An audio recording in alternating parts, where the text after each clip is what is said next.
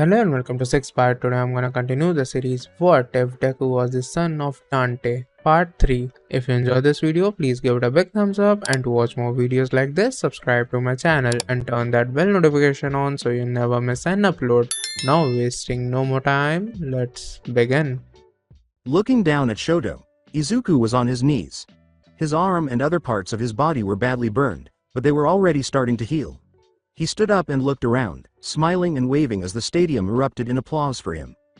Shoto started to stir and started to move a little. He had a hard time getting up, but he finally did, and he looked at Izuku, who had just defeated him, before turning to face his enraged father, which made Shoto smile a little. Shoto told the medics not to worry about him and limped towards the medical room as they hurried towards them both. On the way there, he ran into his father, who was furious that he had lost to a Redgrave relative. Endeavor gritted his teeth and asked, "Do you realize what you have done?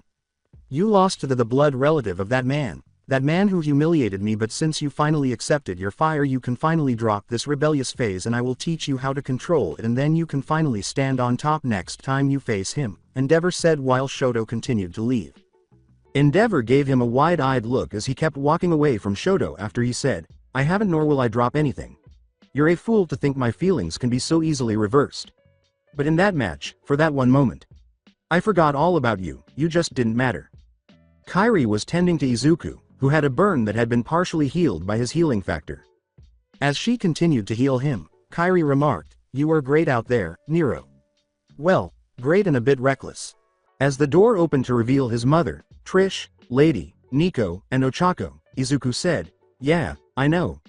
I seem to have underestimated his flame's power, but I've set him on the right path, now the rest is up to him." Izuku grinned and said, "Hey guys, what's up? Did you enjoy the show? You did great, kid. You dominated the entire festival and you revealed to the world that's Dante's your uncle, which is still blowing everyone's mind," said Trish. "Yeah, you killed it out there, but are you sure it was a good idea to tell them now? I mean, villains could begin attacking you and your friends just to get to Dante," the lady replied. Izuku's eyes narrowed dangerously as he said, "Let them try. The day they do that is the day they sign their death warrant." Nico inquired, "So what's next on your list, Jockstrap?" "Nothing much, just going to keep kicking ass and taking names, it's what we do best," Izuku replied. "Hey, I was wondering where's Griffin and Shadow, I thought they'd be here with you," replied Ochako. As Griffin and Shadow emerged from the arena, Izuku's tattoo started to glow. "I had them patrol the arena for any signs of an attack, I'll summon them right now," he said. Izuku said, "Hey, what's up, anything unusual happen?" As Nico scowled at him, Griffin retorted, "No, nada. The only thing unusual was the psycho thinking she could take you on with her so-called art." "What was that, you feathered turkey? I dare you to say that to my face," Nico replied. Before Nico grabbed him and slammed him to the ground, Griffin said, "Gladly, and I'll even make it simple. Your art sucks." Griffin began to perspire as Nico began to crack her knuckles and remarked, "It looks like we're having bird for dinner later." Before Griffin could object, Nico began beating him up. "You just had to open your mouth. Well, I'm not getting you out of this one, buddy," Izuku said. They disregarded Griffin's cries for help, and Trish said, "So any idea what you're going to do next?" Izuku said as he stood up and put on his shirt, "Nope, the only thing I'm going to do is go out there and show them that I came out on top. Plus I might not participate next year to give someone else the spotlight. I just wish Uncle D and Father was here to see this," said Izuku. As Izuku gazed at her, Inko remarked, "I'm sure they already saw you and they are proud of you." Izuku left the room with Ochako, saying, "Don't worry, Mom. I know they'll be back soon, and then we can give them an earful." Izuku and Ochako were on their way to the stage when they heard a phone ring and then a familiar voice speaking. They looked up to see Tenya on the other end of the call. Tenya started to say, "Hey Mom. Sorry, but I lost." "I didn't," but his mother interrupted him. He started to shake when his mother said on the phone, "I'm not calling about that. I'm sorry, but, Tenya, listen carefully. It's your brother, a villain got Tensai." Tenya asked, "How is he?" as he heard his mother sobbing in the distance. His mother ended the call by saying, "It's bad, please get here as fast as you can." Izuku and Ochako emerged to speak with him just as he was ready to leave. Tenya turned to face them after Izuku said, "Hey Tenya, is everything okay? You seem pretty shaken?" Tenya said in a slight panic, wanting to get away as soon as possible to see his brother, Izuku. "Ochako, I'm sorry, but I have to leave. A villain got my older brother." Izuku saw Tenya trembling and worried for his friend. He said, "Wait, you're saying Ingenium is hurt? Do they think he's gonna be okay?" Ochako inquired, feeling just as concerned. Iida said, shrinking her voice, "I don't know, that's why I have to go," and walked away. All he could do was hope it wasn't too horrible. As Tenya ran to the exit, Izuku said, "Okay, get going, keep us updated on his situation and just know that we're here for you if you need someone to talk to." The words, "I hope Ingenium is okay," came from Ochako. As Ochako went to their class stand to watch the award ceremony, Izuku said, "Me too," and then he continued to walk towards the stage. At the top of the stadium, Midnight yelled, "And now it's time for the hardware. There's only one person that's worthy to hand them out. Ladies and gentlemen, I give to you the number one hero, All Might." All Might was standing there, laughing. He leapt to the floor, landing in front of the competitors.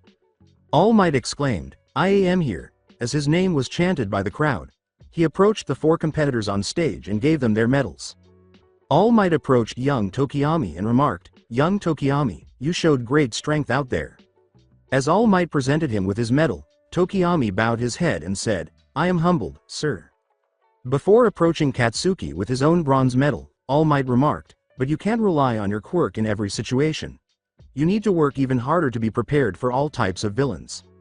All Might placed the medal around his neck and remarked, "Young Bakugo, you showed excellent strength and ferocity during your fight with young Midoriya, and now it seems that you've earned his respect." After Katsuki nodded and approached Shoto with his silver medal, All Might remarked, "But remember, a hero isn't someone who wins. A hero is someone who's ready to put their life on the line for the greater good. Young Todoroki, it seems that Midoriya helped you to accept a part of yourself during your fight. How do you feel?" replied All Might. As All Might nodded and wrapped the medal around himself before approaching the festival winner, Shoto responded, "Midoriya opened my eyes in our match. He made me realize that I was doing myself more harm than good. I'm starting to get why you're so interested in him. I have a lot to think about.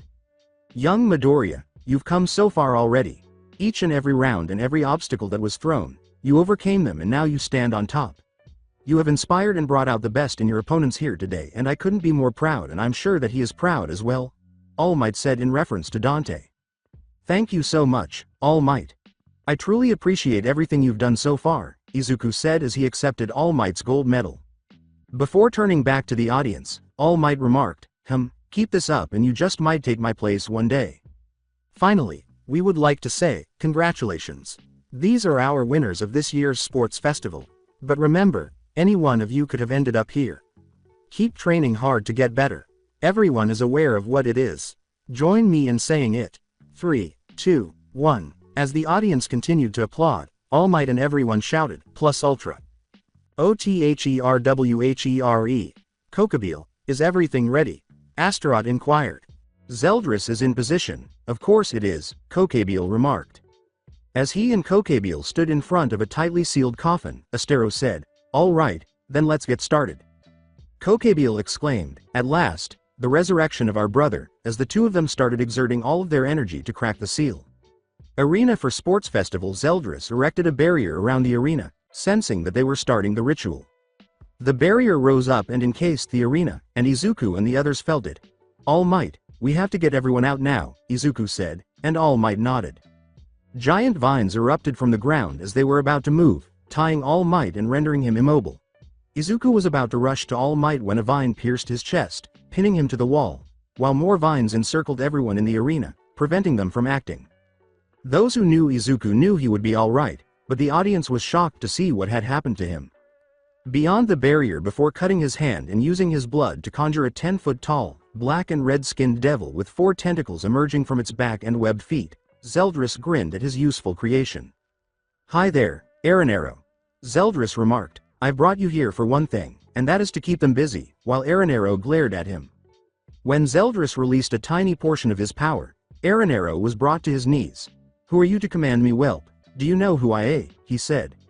As Aranero struggled under Zeldris's power, Zeldris said icily, "Do not presume that you are above me, trash. Know your betters."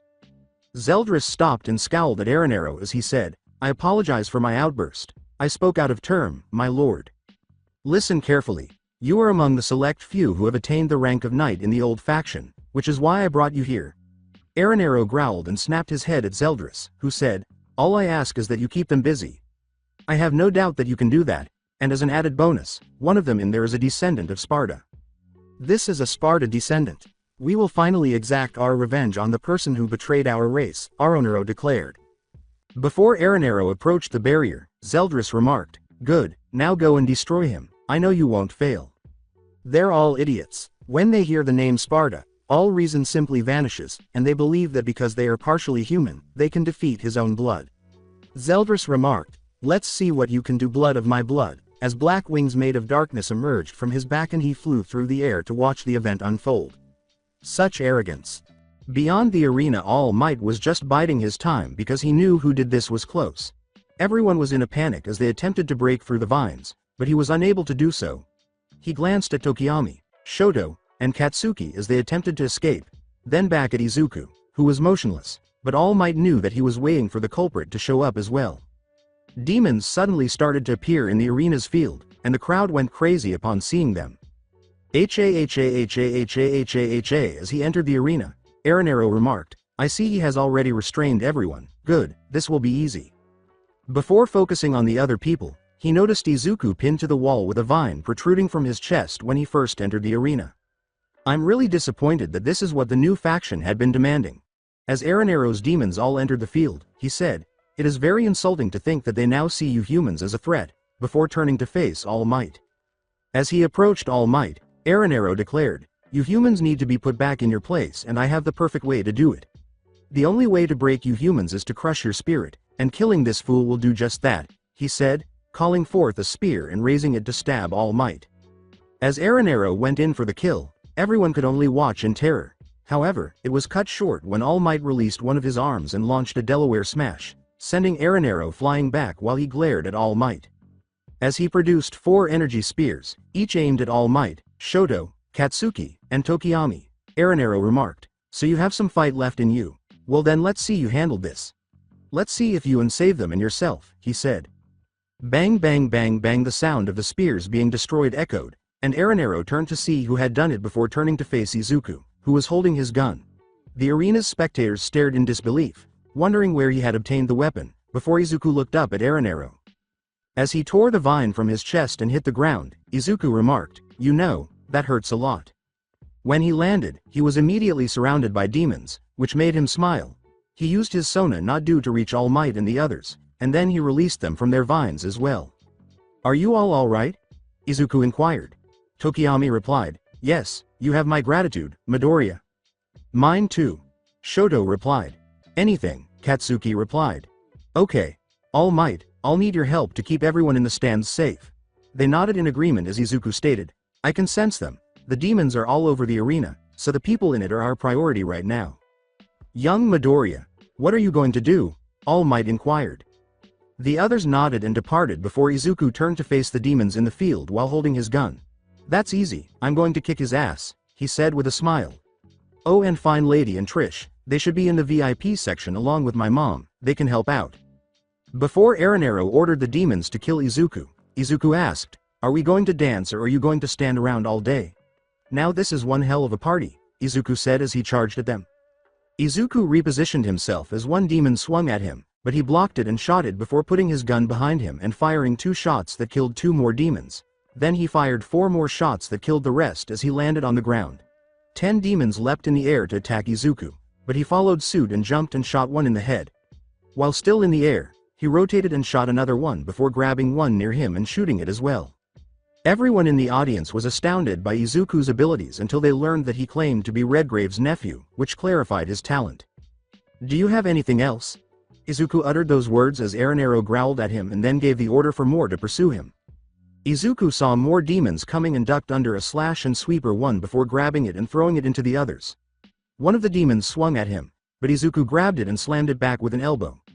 The others ran at him, and Izuku followed suit, hitting one with a flying kick.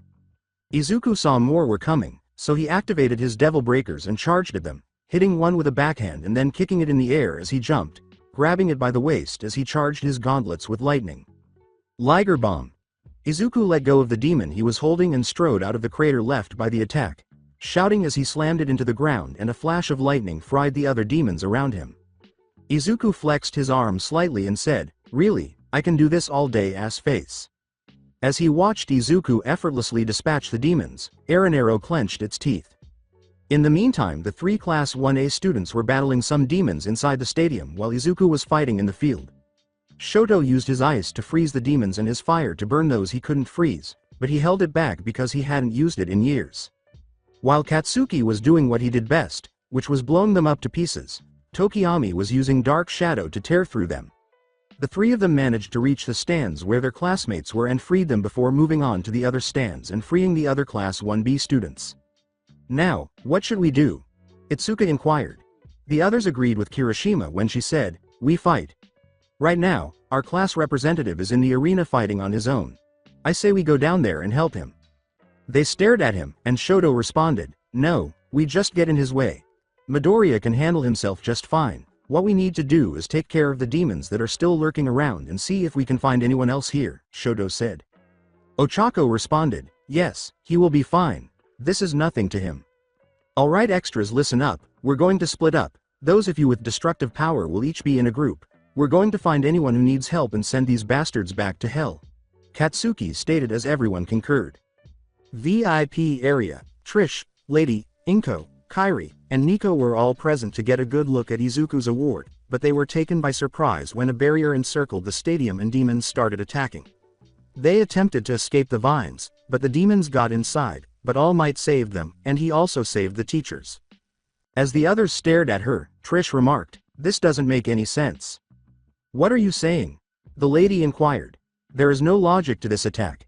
As Lady had a look of realization, Trish remarked, "The devil in the arena doesn't have the power to do all this. Summoning a barrier and immobilizing every single person in the arena should be impossible for the one here." Lady said, "This is a diversion." "Exactly, but the question is who did this and what are they trying to hide," said Trish. "I think we'll find out soon enough, but for now, we have to protect the public." Everyone agreed when All Might said, "We need to go and secure those in the audience once they are safe. Young Midoriya is trying to keep them focused on him, but I doubt that would last." Mike moaned and said, "Yeah, I'm sure your class isn't going to sit by either Aizawa." As the hunters and teachers departed the room, Aizawa remarked, "I'm going to have a serious headache when this is over." With Izuku used his spectral arm to swat the demons away before punching the ground, which sent a shockwave of energy that burned the demons. The young devil hunter had not yet finished this, as he continued to destroy the demons, calling forth numerous ethereal swords and firing them at the demons as they were mowed down. "How many more are there, really?" said Izuku. Izuku's continued destruction of the demons infuriated Aranero, who then turned to face the crowd and grinned wickedly. As the demons turned their focus to the humans, Aranero gave the order, "Go after the hostages. He can't fight a battle on 2 fronts." Izuku saw the demons moving toward the people and exclaimed, "Crap, he's going after them." Aranero snapped his fingers as Izuku was running in their direction, and 6 barbed discords appeared to block his way. Izuku flipped in the air to avoid another buzzsaw, thinking, "Great, the buzzsaws are here." He saw that the demons were approaching the people, so he used his demonic energy to propel himself forward, but he stopped abruptly when Aranero threw an energy spear at him. He grabbed the spear and used it to kill one of the discords. Zeldris suddenly released more vines, tying Izuku once more as he struggled to free himself. Zeldris tightened the vines around Izuku and remarked, "Let's see what you do now. I'll admit you're skilled, but you still have a long way to go, little boy." When the teachers and students got there, they saw Izuku bound while the demons advanced on him and the people, but assistance had already come before they could do anything. Bang, bang, boom, boom, boom. Everyone's attention was drawn to the sound of a gun firing quickly, and they turned to see who had fired it. The demons in the area had been slain, but they were still in the shadows. As everyone's eyes were on them, 2 figures slowly started to emerge, revealing themselves as they entered the light. Izuku sensed their energies and knew who they were, so he said, "No way, you're back." "Hey kid, how are things going?" said the man. "Why did it take you all so long?" Izuku inquired. "We would have been here faster, but we had to through the barrier, as well as taking care of all the demons in and out of the stadium," said the other individual. Izuku ripped the vines off himself, activated OFA, and teleported to the 2 of them, saying, "Great, that means less work for me then." "It's great to have you back, father, you too, Uncle D," Izuku said. Dante remarked, "Like wise kiddo." Before Dante called his attention, Virgil was glancing through the crowd when his gaze landed on a person he hadn't seen in years. When Dante noticed who Virgil was staring at, he remarked. There's plenty of time for that later, brother. Right now we have to take care of this. I know, Virgil said, holding Yamato tightly while focusing on the field. Kaminari stated, I don't think that's who it is. Endeavor, who was burning through his own vines, cut Shoto off as he was about to say, yeah, it's him. The number 3 hero and the greatest demon hunter ever. Redgrave. Shoto stood up and scowled at Dante. How are things going? I didn't see you there, Hot Pants. You know I was watching the festival and I have to say I wasn't surprised when my nephew kicked your son's ass, Dante said, infuriating Endeavor, who simply glared at him when he asked. Before the three returned their focus to the field, Dante remarked, but we'll get back to more of that later, we have pests to take care of. Well, youngster, who is this man? Dante inquired. Don't know, he came in as soon as the barrier was put up and everyone was tied up, and judging from his power he wasn't the one who did this, so that means the mastermind is still somewhere around, but he's masking his energy, Izuku concluded with a nod. When we were coming we didn't sense anything else, said Dante. That was before we entered the barrier, meaning that its main purpose was to make sure no one here could sense whatever they were up to and to cause a diversion as well, said Virgil. The question then becomes, what are they doing? Izuku inquired. How about we ask him? Dante said this before he and the others leapt into the arena. As they approached the demon, Izuku remarked, Hey, ugly, why don't you tell us who's responsible for this and we just might let you go? Ignoring Izuku's question, Aranero remarked, I see fate is smiling upon me, first the boy and now his sons as well. Once I kill you I be held as a hero by my kind. Grady's one of those idiots we face on a regular basis, said Dante. Looks like it, they just never learn that you never mess with a son of Sparta, said Virgil. Izuku called forth his sword and said, Well, then let's get this party started. Virgil said, There's no need for this to drag out any longer, I'll handle this, and Izuku stopped as he moved forward. Dante said, Kid, let's leave it, you old man. In addition, I think I should say hello to my fellow heroes. Izuku nodded and dropped his sword, and the two of them leapt in the direction of the crowd that had gathered. With a, Hey guys, what's up? Greeting, Izuku said hello to everyone. How are you doing? Inko, Nico, Kairi, Trish, and Lady. Before Trish punched him, Dante asked. Before giving him a hug, Trish said, You jackass, do you have any idea how worried I've been? Never do that again, she whispered, and Dante gave her a hug in return. Dante said, I'm sorry for making you worry like that, but Lady shot him in the knee as he released his grip. Oh, please, I apologized. Dante clutched his knee and shouted. The lady gave him a hug after saying, The next one is going up your ass if you ever do that again. The words, Sheesh, women be crazy, were whispered by Izuku. Who is that, and I'm sorry to ruin this moment. As the others turned back to face Virgil, Aizawa posed the question. Others glanced at Dante and then at Virgil, noting the similarity except for Virgil's slicked back hair. Oh, that's my father and his twin brother, Izuku said. Seriously, don't look so shocked. I did tell you guys about him after the whole USJ thing, Izuku responded. What is he doing? Midnight inquired. Taking care of the problem, you guys are in for a real treat, said Dante. I'll only ask once who was responsible for this, Virgil said calmly, glancing at the demons around him. Virgil inquired. Wretched half-breed, you think I'll talk to you? Are you aware of who I am? Before Virgil grinned, Aranero said, I am Aranero Arualu, one of the knights of the underworld. Who are you to demand something from me? Really, a knight of the underworld, and here I thought your kind was snuffed out, but it seems you don't know who I am, said Virgil. Before pointing to Dante, Aranero remarked, Of course I know who you are, my entire faction knows who you are, and the same can be said about the other two as well. The Dark Slayer Virgil, you, the legendary devil hunter Dante, and finally Nero the devil breaker. When he revealed who Izuku was, the people started to react. There isn't a single member of my family that doesn't know who you are, Aranero said. As everyone's eyes were on him, Izuku exclaimed, Crap, just I need the world to find out who I am. We'll deal with this later, kiddo. Right now your dad has a surprise for you as well, said Dante. As the demons started to attack Virgil, Aranero declared, I will bathe in your blood and then our vengeance will be fulfilled. Virgil said, Not in this lifetime, and as the demons approached, he assumed a Batujutsu stance, causing a blue circle to encircle the stadium as he started to release his power. Dante remarked, Oh boy, this isn't going to be pretty, while the others appeared anxious about Virgil's plans. Isn't he going to use that? Izuku inquired as to his father's next move.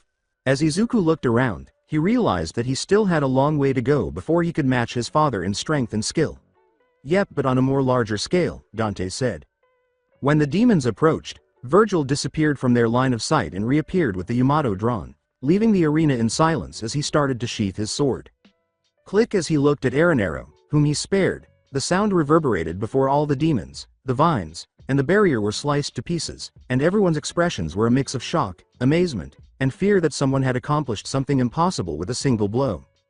Was that something that happened just now? Present Mike spoke in a faltering tone. With wide eyes, Aizawa remarked, he just killed every demon, destroyed that barrier, and freed everyone with just one attack. Izuku's classmates were astounded by his father's strength.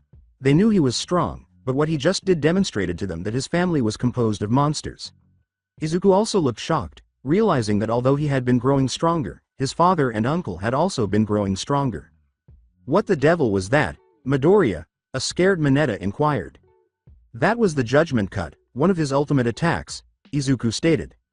Alright, I'll just state what everyone is thinking. What on earth is going on with your family? Izuku was still staring at his father when Kaminari yelled at him. Katsuki exclaimed in disbelief, really, that's his father. It seems like his entire family is monsters. He always aspired to be better than All Might, but after being defeated by Redgrave, he's realizing that someone else is higher up the food chain than him, and to top it all off, he's not even a pro hero, Shoto reflected. Dante looked at his brother and remarked, show off.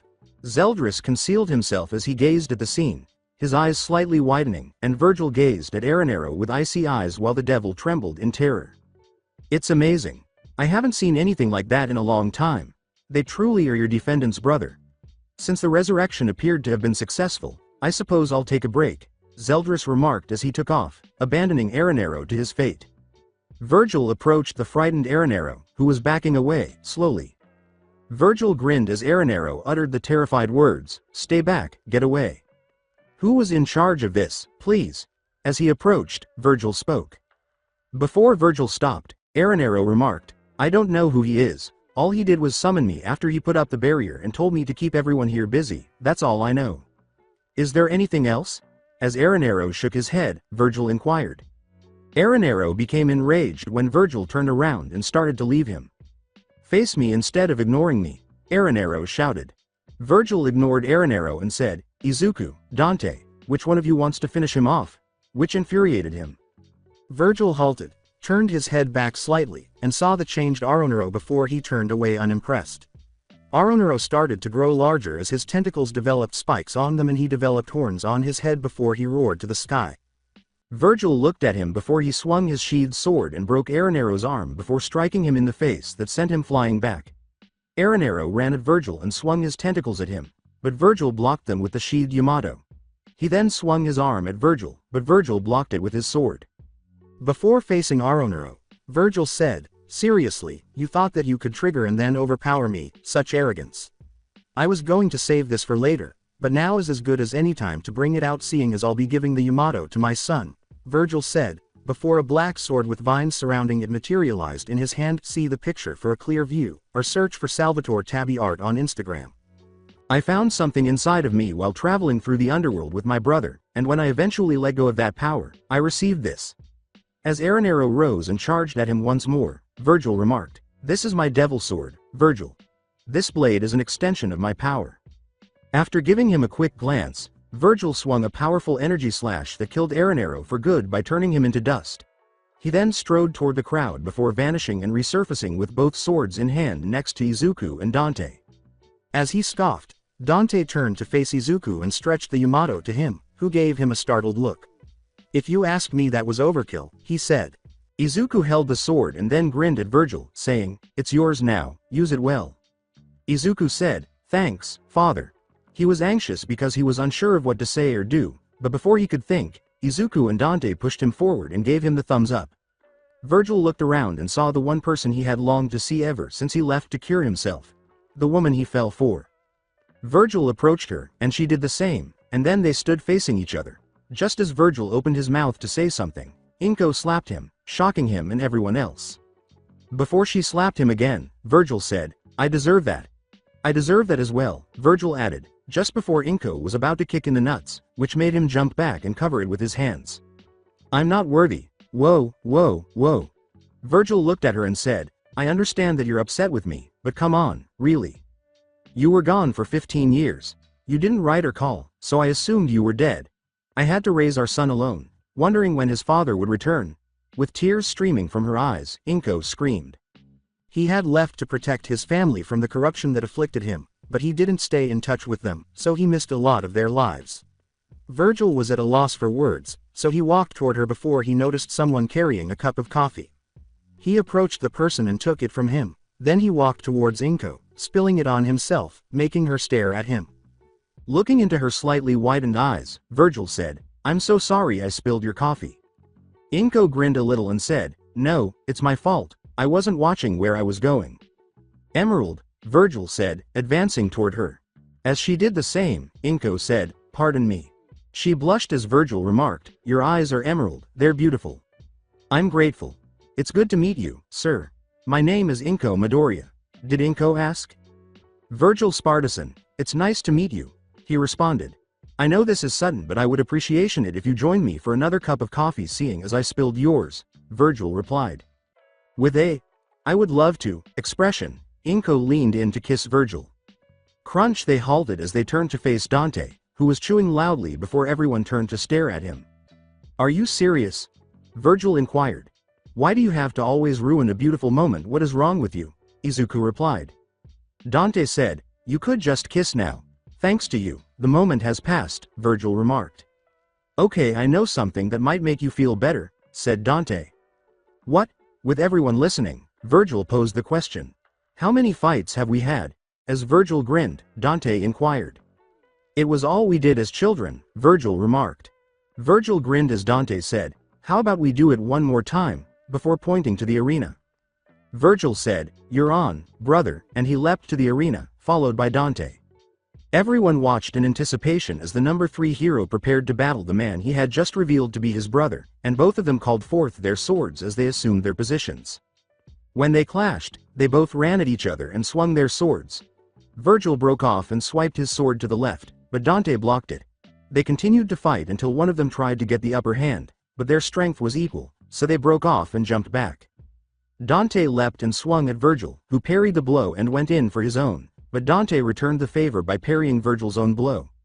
Dante then attempted a thrust, but Virgil raised his sword to block, but the force was too great for him, and he skidded back. As Virgil grinned at him, Dante remarked, Score for Dante, I'm up 1.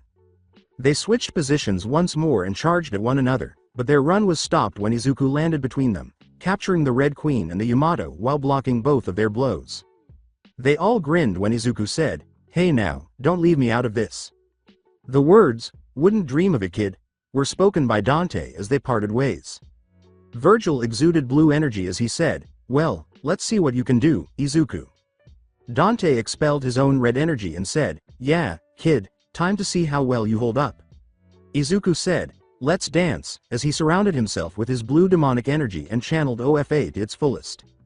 In a battle that would never be forgotten, the 3 of them charged at one another. OTHERWHERE when Zeldris entered their base, he noticed that they had finished the resurrection and landed there. Zeldris remarked, I see it was a success, Kokabeel. Of course it will take a while but soon he will be back to his full strength, said Kokabeel. How did it turn out? With reference to the distraction, Astero inquired. It was going well until the sons of Sparta interfered, said Zeldris. As they left Zeldris, Astero declared, It doesn't matter if they have come back. We will soon destroy them too, and with him by our side, we will rule. Stupid people, based on my observations, you and your alleged weapon will fail. Individuals such as yourself always tend to underestimate their ancestry. Zeldris said, the bloodline of power, a symbol appeared on his head. Sports Festival as the number 3 hero, his brother, and his nephew prepared to engage in a 3-way fight, the entire arena fell silent. They could sense that all 3 were losing strength as a titanic and unforgettable battle was about to take place. Trish nodded and moved forward as Dante said, Trish, put a barrier around the people, we don't want anything to happen when we fight.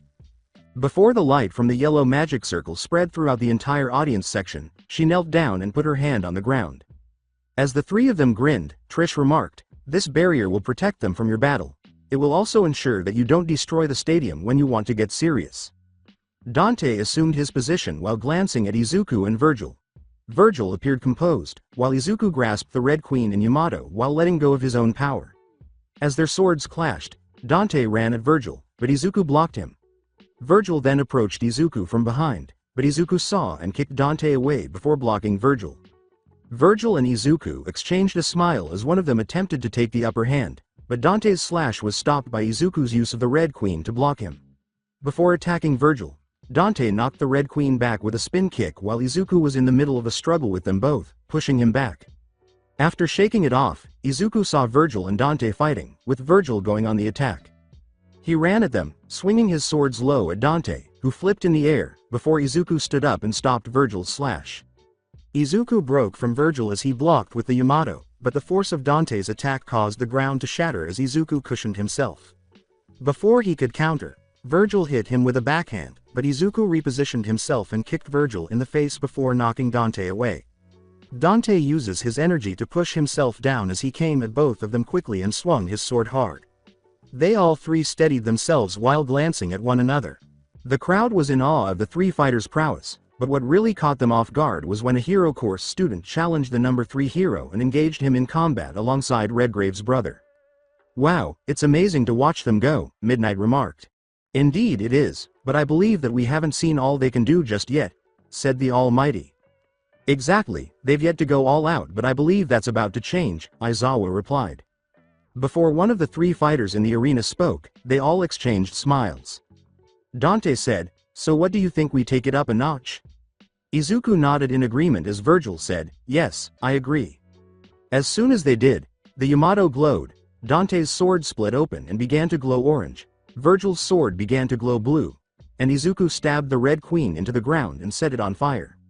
The ground was destroyed by the shockwave created by Izuku and Virgil's swords colliding as they charged at one another, making the wind pick up as their blades blurred from their constant clash. As he and everyone else gazed in wonder at the clash, Tokiyami exclaimed, "Are you seeing this? It's incredible." "I'll say, the speed of their swords and strikes are too fast," said Kaminari. Izuku parried one of Virgil's attacks while both father and son were still moving, but he was unable to react. So Dante moved his body in midair and kicked Izuku in the face, sending him back before he could block another strike from Virgil. As they fought for control, the ground beneath them started to crack. Dante then slashed at Virgil with a low slash, but he blocked the blow with his sword and kicked Virgil back.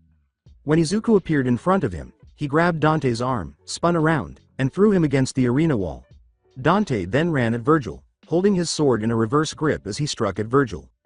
Izuku then started running at Virgil, who then called forth his ethereal swords and swung them at Izuku, knocking them away before they locked blades once more.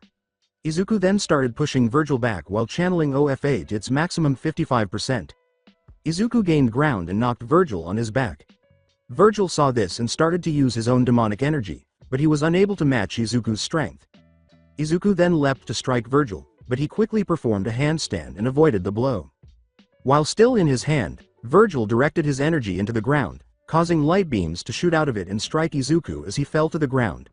Virgil stood up and started to walk in the direction of Izuku, who was getting back up when Dante appeared behind him, knocked him against the wall, then ran and kicked Izuku into the wall as well.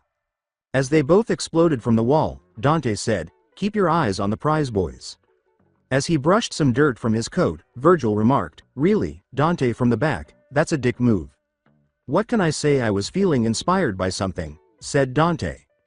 Holding his belly, Izuku remarked, "I know this is a fight, but did you really have to soccer kick me in the wall?" Dante remarked, "Everything is fair in love and war, kiddo." Izuku remarked, "You know that you're an asshole." Dante said sarcastically, "Stop whining, I mean you've done crazier shit to me and do you see me complaining? No." Izuku folded his arm and asked, "Name one thing I did to you that was bad." "You stabbed me with my own sword. You kicked me in the balls when you were 11 because I was pushing you too hard, and let's not forget about how you dropped a car on me. Seriously, do you have any idea how much that hurt?" Dante asked as he recounted all that Izuku had done to his body. "Okay, first of all, the whole sword stabbing you thing was a heat of the moment decision. You did say maintain your cover. You had that kick coming because you were being an ass and the car was an accident. You did say push, it wasn't my fault that the demon pulled you in the way," Izuku responded. Virgil turned to him and said, "Enough, both of you, in case you forgot, we're in the middle of something, argue later." Dante's eyes glowed red with his energy, and he said, "Yeah, speaking of, why don't we end this with a bang? Hey Trish, I'm going to need you to reinforce the barrier, the party is about to begin." Lady questioned as Trish started to reinforce the barrier. "They're not going to do what I think they're going to do, are they?" As everyone stared at the three and their bodies started to imitate Dante's movement, Trish remarked, "They are, and I don't think this barrier will be enough to contain their fight." As his boy glowed blue with green lightning all around him, Izuku called forth his wings, and Virgil followed suit. As the three of them let go of their power, the ground shook. "Ah!"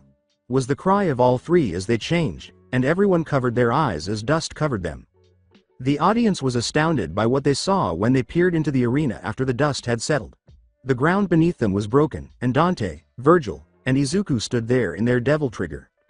Mike cried out in disbelief, "What the hell are those things?"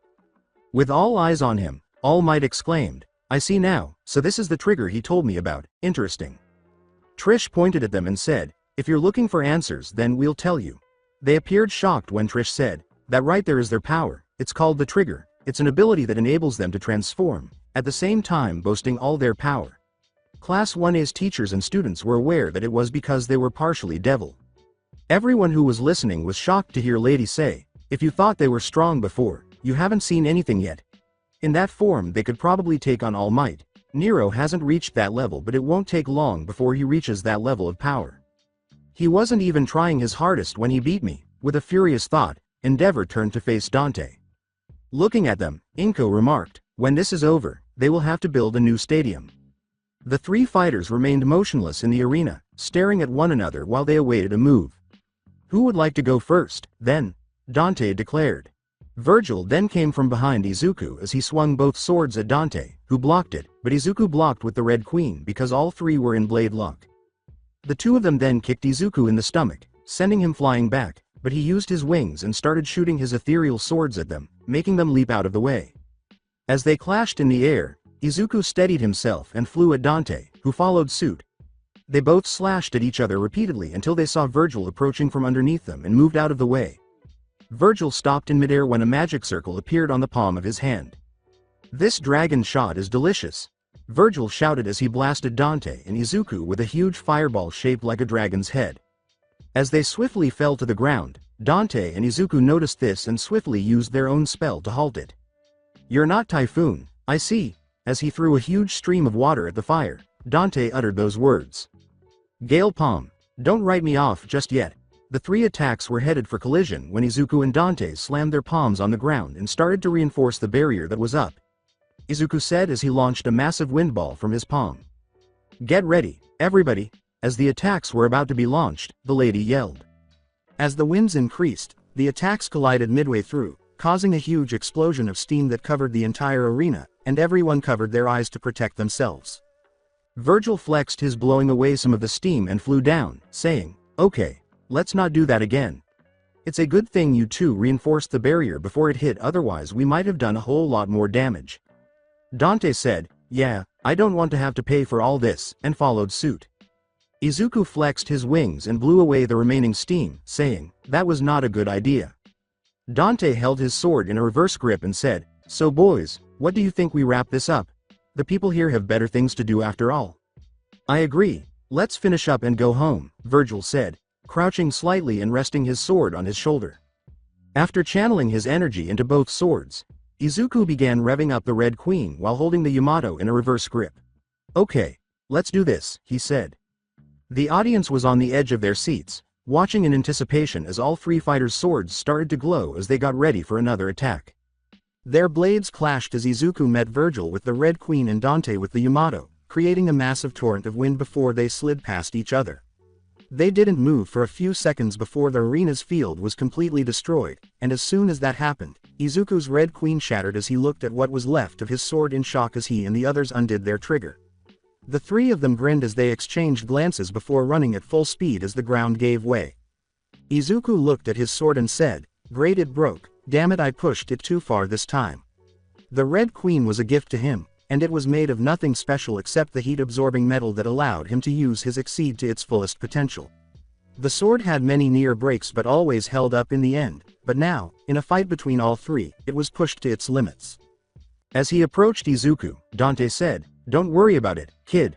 We'll fix it up and make it better than it was before. I know a guy who can fix it right up. If you want, just let me call and everything will be set," said Virgil. "How do you get to know a man?" Dante inquired. There was only, "Long story," from Virgil. "Don't worry about it, it's helped me out in tough situations, but I think it's time to say goodbye to it. Besides, I have this one right here as a suitable replacement," Izuku said as he raised the Yamato. Dante said, "Okay, if you say so, let's leave now," as they turned to face the arena's silent audience, stunned by what they had just seen. "What's the matter with them?" Izuku asked, observing the astonished expressions on their faces. As they remained silent, Dante remarked, "I think we blew their minds." Clap, clap, clap, clap. They heard All Might clapping for them, and when he did, the others followed suit, cheering for them. Dante, Virgil, and Izuku grinned as they took in the praise from the crowd. Endeavor was the only one who did not clap, and he walked away frowning. Izuku looked around and saw his own class cheering for him, except for Tenya, who was in the hospital with his brother. Using Tenya ran through the hospital on his way to his brother's room, which was in the hospital's intensive care unit. Tensai. Tenya rushed into his brother's hospital room, where he was barely conscious. "Young brother? Is that you? I apologize. I meant to be someone you respect and look up to. But I failed you," Tensai said feebly, causing Tenya to cry as he saw his brother's condition. Both of his legs were severed by stain, leaving him without them. Shoto used this time to finally visit his mother after Aizawa told his class that they would be taking a few days off to recuperate and rest from the festival. With a photo when his mother burned him in the face, Shoto was at home getting ready to go see her in the hospital where his father had taken her. "Shoto, are you leaving now? Not telling Dad? Why? After all this time, why see her?" Fuyumi, Shoto's sister, inquired. "This is something I have to do and it's of no concern to that man," said Shoto. "However, why now?" Fuyumi looked worriedly and inquired. "I'll be back," was Shoto's only statement as he left his house and headed down the street. He saw a boy and his mother enjoying a peaceful stroll, and he became anxious but soon forgot it when he got to the hospital. "If I'm going to use this body and these powers to become a hero, then I need to see her. If I'm going to give it everything I have to become the hero I want to be, then there's a lot we have to talk about." Shoto prepared himself as he opened the door to the hospital room. "Ever since that day, I was afraid that seeing me would only bring her twisted horrors, so I never visited," Shoto thought to himself as he walked to her room. She turned around and gasped when Shoto said, "Hello, Mom." As he gazed at her, Shoto thought, "I'll do whatever it takes to get her out of here. That's the first step to getting back on track." Days later, we recovered from our injuries a few days after the sports festival ended, and our regular classes resumed. However, a few things were different. Shoto seemed happier, or at least I think he did, and he's always frowning. On the plus side, I got a kiss on the cheek from her, so that was something. Tenya has been in the hospital with his brother since he lost his legs, and I can feel his anger coming from him. I'll need to talk to him about that. In addition, we had a press conference about me being fired as Nero, which is just what I need people to know. It was enjoyable to yell at the reporters about Dante's recklessness in involving a child with demon hunting, assholes. When Izuku reached the gate, he noticed Tenya running. "Hey Tenya, how are you?" Tenya paused and turned to face Izuku as he asked. "We're going to be late, so hurry up." Tenya uttered those words prior to proceeding with his run. "Being late? However, it will be another 5 minutes before the first bell rings," Izuku stated. "Don't you think that UA students should always arrive 10 minutes early? As the class representative, you ought to lead by example," Tenya remarked. Speaking of setting an example, Izuku remarked, "Yeah, I'm not exactly that kind of guy. How are you feeling, Tenya?" Izuku inquired. Tenya grinned and said, "I'm fine, thank you for your concern." However, Izuku recognized that it was a phony and reminded him to do something later, and their next class trip was the ideal time to do it. When Izuku and Tenya got to class, they heard their peers discussing how much attention they've been receiving. "Dude, on the way here, everyone wanted to chat with me," Mina yelled, and Kirishima concurred. Toru was a little uncomfortable with the attention, but perhaps that was because he was accustomed to being completely invisible. After just one sports festival, we were treated like movie stars. Before Aizawa arrived, Kaminari yelled with excitement, and the class fell silent. "Good morning," was the first thing the class said when Aizawa entered. You no longer have bandages, sensei. Suyu said, "That's good news," feeling relieved that he had recovered from the events at the USJ. Aizawa scratched his eye in mild embarrassment and remarked, "The old lady went a little overboard in her treatment."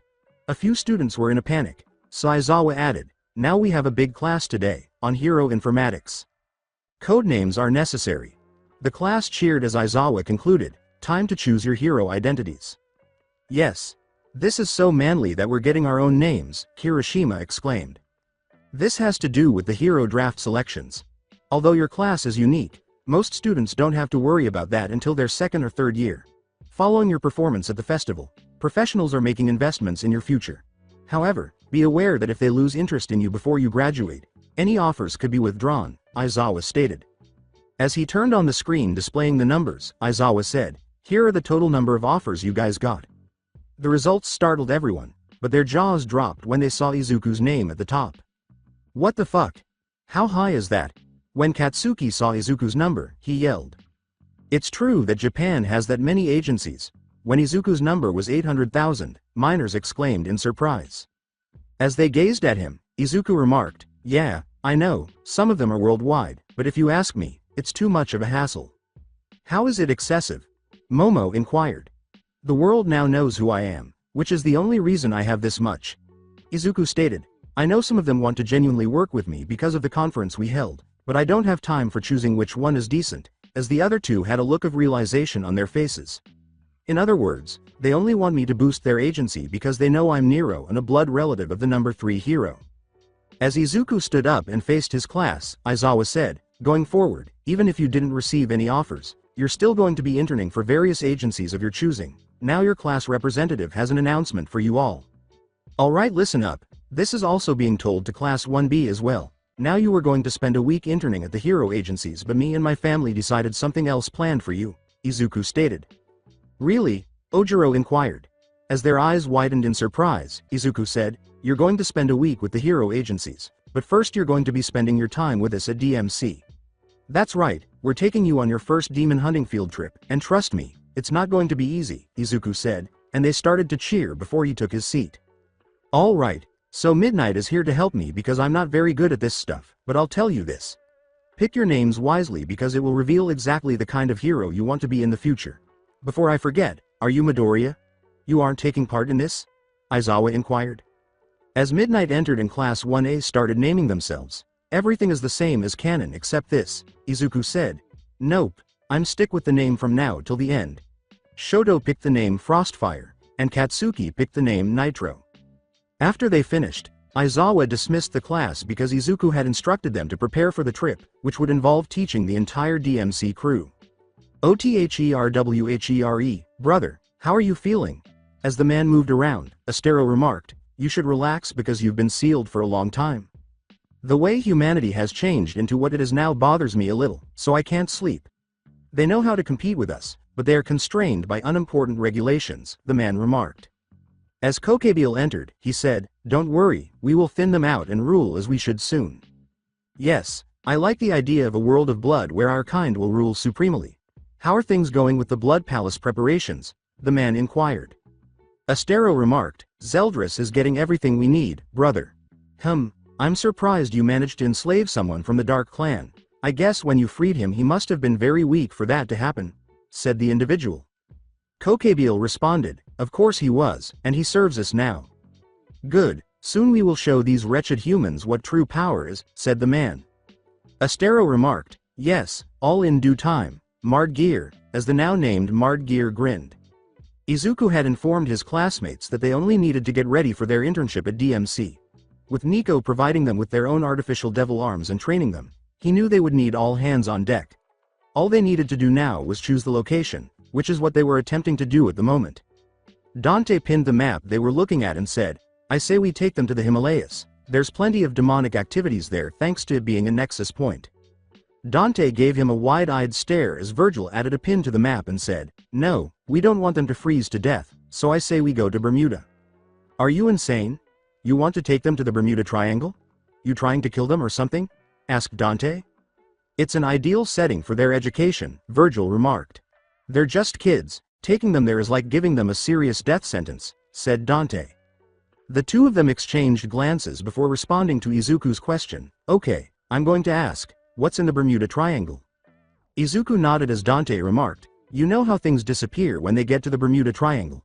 Dante shuddered and remarked, we discovered what causes it, and it wasn't pretty. When we were younger we took a trip to the Bermuda Triangle and we got caught off guard, said Virgil. Virgil gave Dante a little glare before he told Izuku what had happened. Yep, this was during the start of your dad's I'm a huge dick phase, Dante said. Retrograde on a speedboat, 14-year-old Dante and Virgil were looking into the unexplained disappearance of a Navy ship traversing the Bermuda Triangle. This was a few months after Sparta passed. I mentioned they were together for a year before splitting up. Dante was steering the boat while Virgil was studying the map, realizing they were almost at their destination. Dante asked, okay, how far is this place? We're getting close to the Bermuda Triangle, so keep driving and be on the lookout for anything strange, said Virgil. Yeah, I know, but I'm just letting you know that if something makes us disappear I'm going to kill you, said Dante. The two brothers were on high alert as Dante continued to drive, but as soon as they got into the triangle, they were engulfed in dense fog. Dante proceeded to drive, asking himself, what the hell, where did this fog come from? Virgil looked around and thought, strange, it was clear just before we entered the triangle, what's going on? The boat started to slow down and then came to a stop after Dante said, really, I can't see a damn thing in this stupid fog. As Dante turned on the ignition to restart the boat, Virgil inquired, why did you stop the boat? As he continued to try to start it, Dante remarked, I didn't, the damn thing just stopped on its own and it won't start. Virgil uttered the words, great, just great. Before starting the ignition and shifting gears, Dante reassured his brother, don't worry, I'll have this baby started up in no time. With a deadpan expression, Virgil said, Dante, I don't think you should push it so, before the engine, hard, blew. Dante said sheepishly, well, it appears that we are stuck here. As he stood up, Virgil said, no thanks to you idiot. I have feelings you know and get comfy we're going to be here a while, said Dante. After an hour with a bored expression on their faces, the two brothers were floating with the currents when Dante made the decision to talk to his brother. Dante glanced at Virgil and said, so, what's been going on with you lately, Virg? Dante sighed, and Virgil remarked, there's nothing to be concerned about. Dante touched his amulet and remarked, you know you're not the only one who misses them. Let me ask you something, Dante. Do you really think that we'll find the one responsible for their death, and if so do you really believe that we'll be strong enough to face them? Virgil responded. To be honest, I can say only time will tell, and when it comes we'll be ready for it, if we stick together, said Dante. Yes, but before it comes we'll get stronger, and when we meet we'll make them pay for their transgression against our family, Virgil replied sternly. The boat rocked, interrupting Dante as he was about to speak. Dante questioned, what was that? As they attempted to regain their balance before the boat rocked once more. They noticed something emerging from the water as they regained their balance, and they examined it carefully before more started to emerge. As more emerged, Dante questioned, what are those rocks? Virgil's eyes widened in surprise as they looked ahead and saw a whirlpool forming with more of those things coming out. To Dante's surprise, Virgil said, those aren't rocks, Dante. They're teeth, and I have a feeling that whirlpool is the mouth. As the boat approached the mouth, Dante exclaimed, crap, we have to get out of here now. They were preparing their swords when the boat struck one of the teeth, destabilizing them before they could take any action. Stabilizing themselves, they attempted, but failed, to obliterate some of the teeth that stood in their way. Dante went on, but it didn't work. Just great, our attacks aren't even working, what is this thing? He asked. The boat started to follow the current into the mouth as they made repeated attempts, getting closer to it each time. Dante stated, I blame you for this, just so we're clear. Virgil uttered the words, noted, as the boat entered the mouth, which closed after swallowing them and then submerging once more. End of flashback. So you got eaten by whatever the hell that thing was, Izuku replied. Yep, and it wasn't easy getting out of that thing.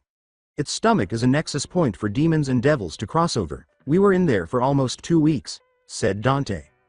Wow, just wow, was Izuku's statement.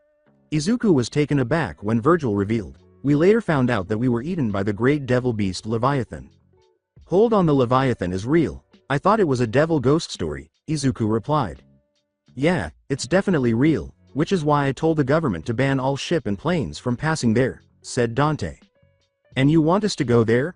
Are you insane? Izuku responded. I didn't exactly say we were going to the triangle, I was talking about the islands close to it, said Virgil. Still no, it's too dangerous for them, the demons there are too much for them to handle, said Dante. So our options are the Himalayas or the Bermuda, any other options? Virgil inquired.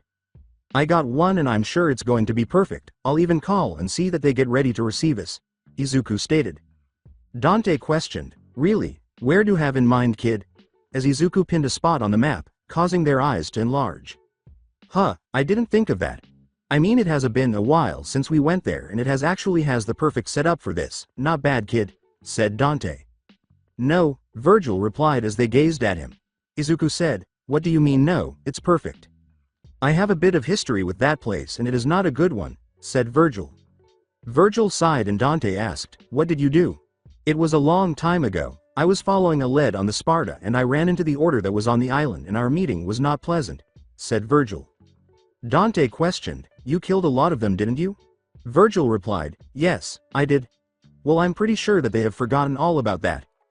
The order did reform after we took care of some business there so they might not even remember you, Izuku responded.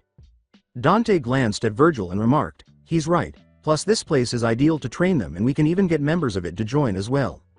They grinned when Virgil said, okay, we'll go there. Alright, it's decided.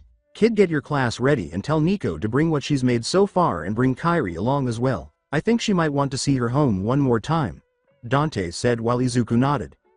Izuku questioned, what are you going to be doing then?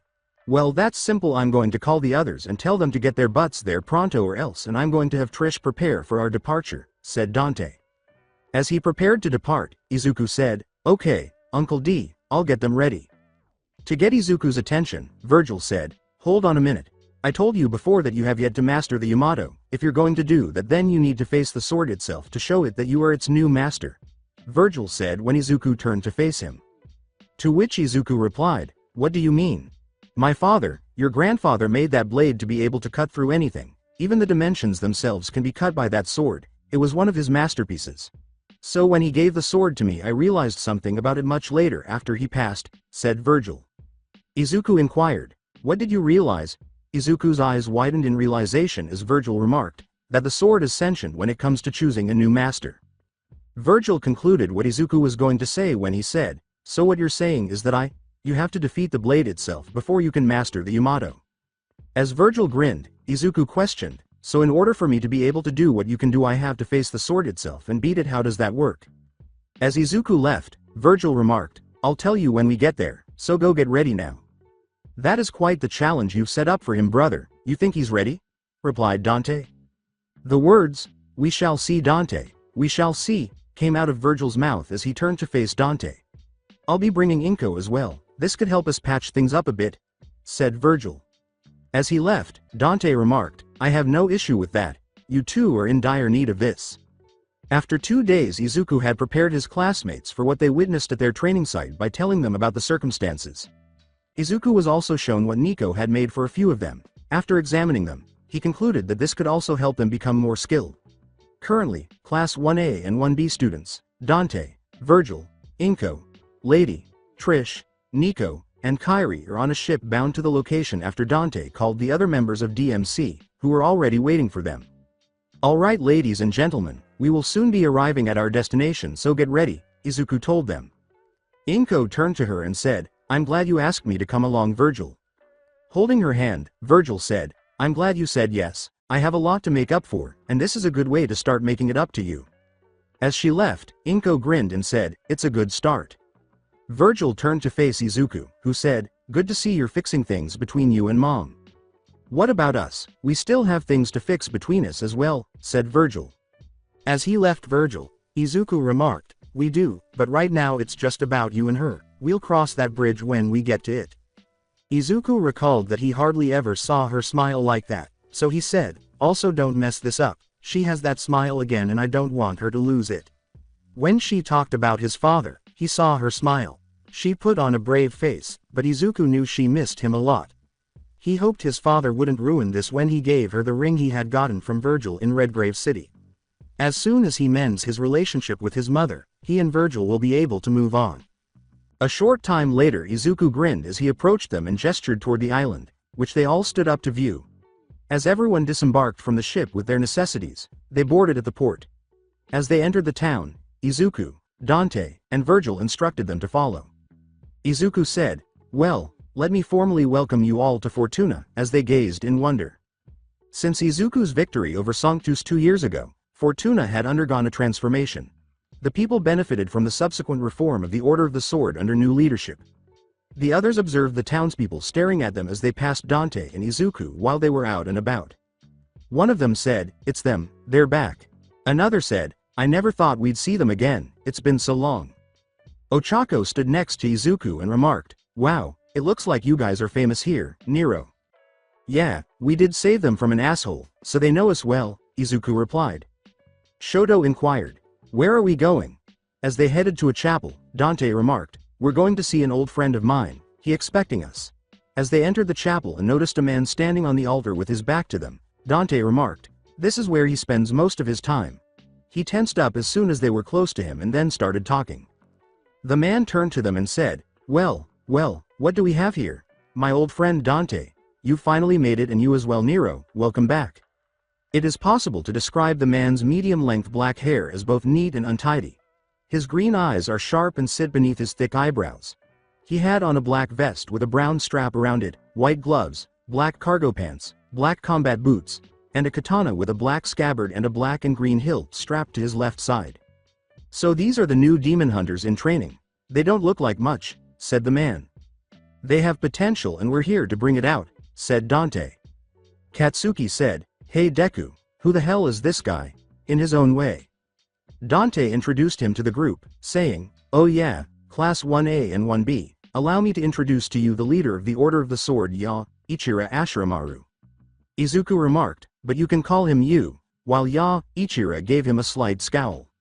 "This is the guy who runs this place, he doesn't look older than us," said Kaminari. Ichira said, "I'm going to assume you were expecting an elderly man."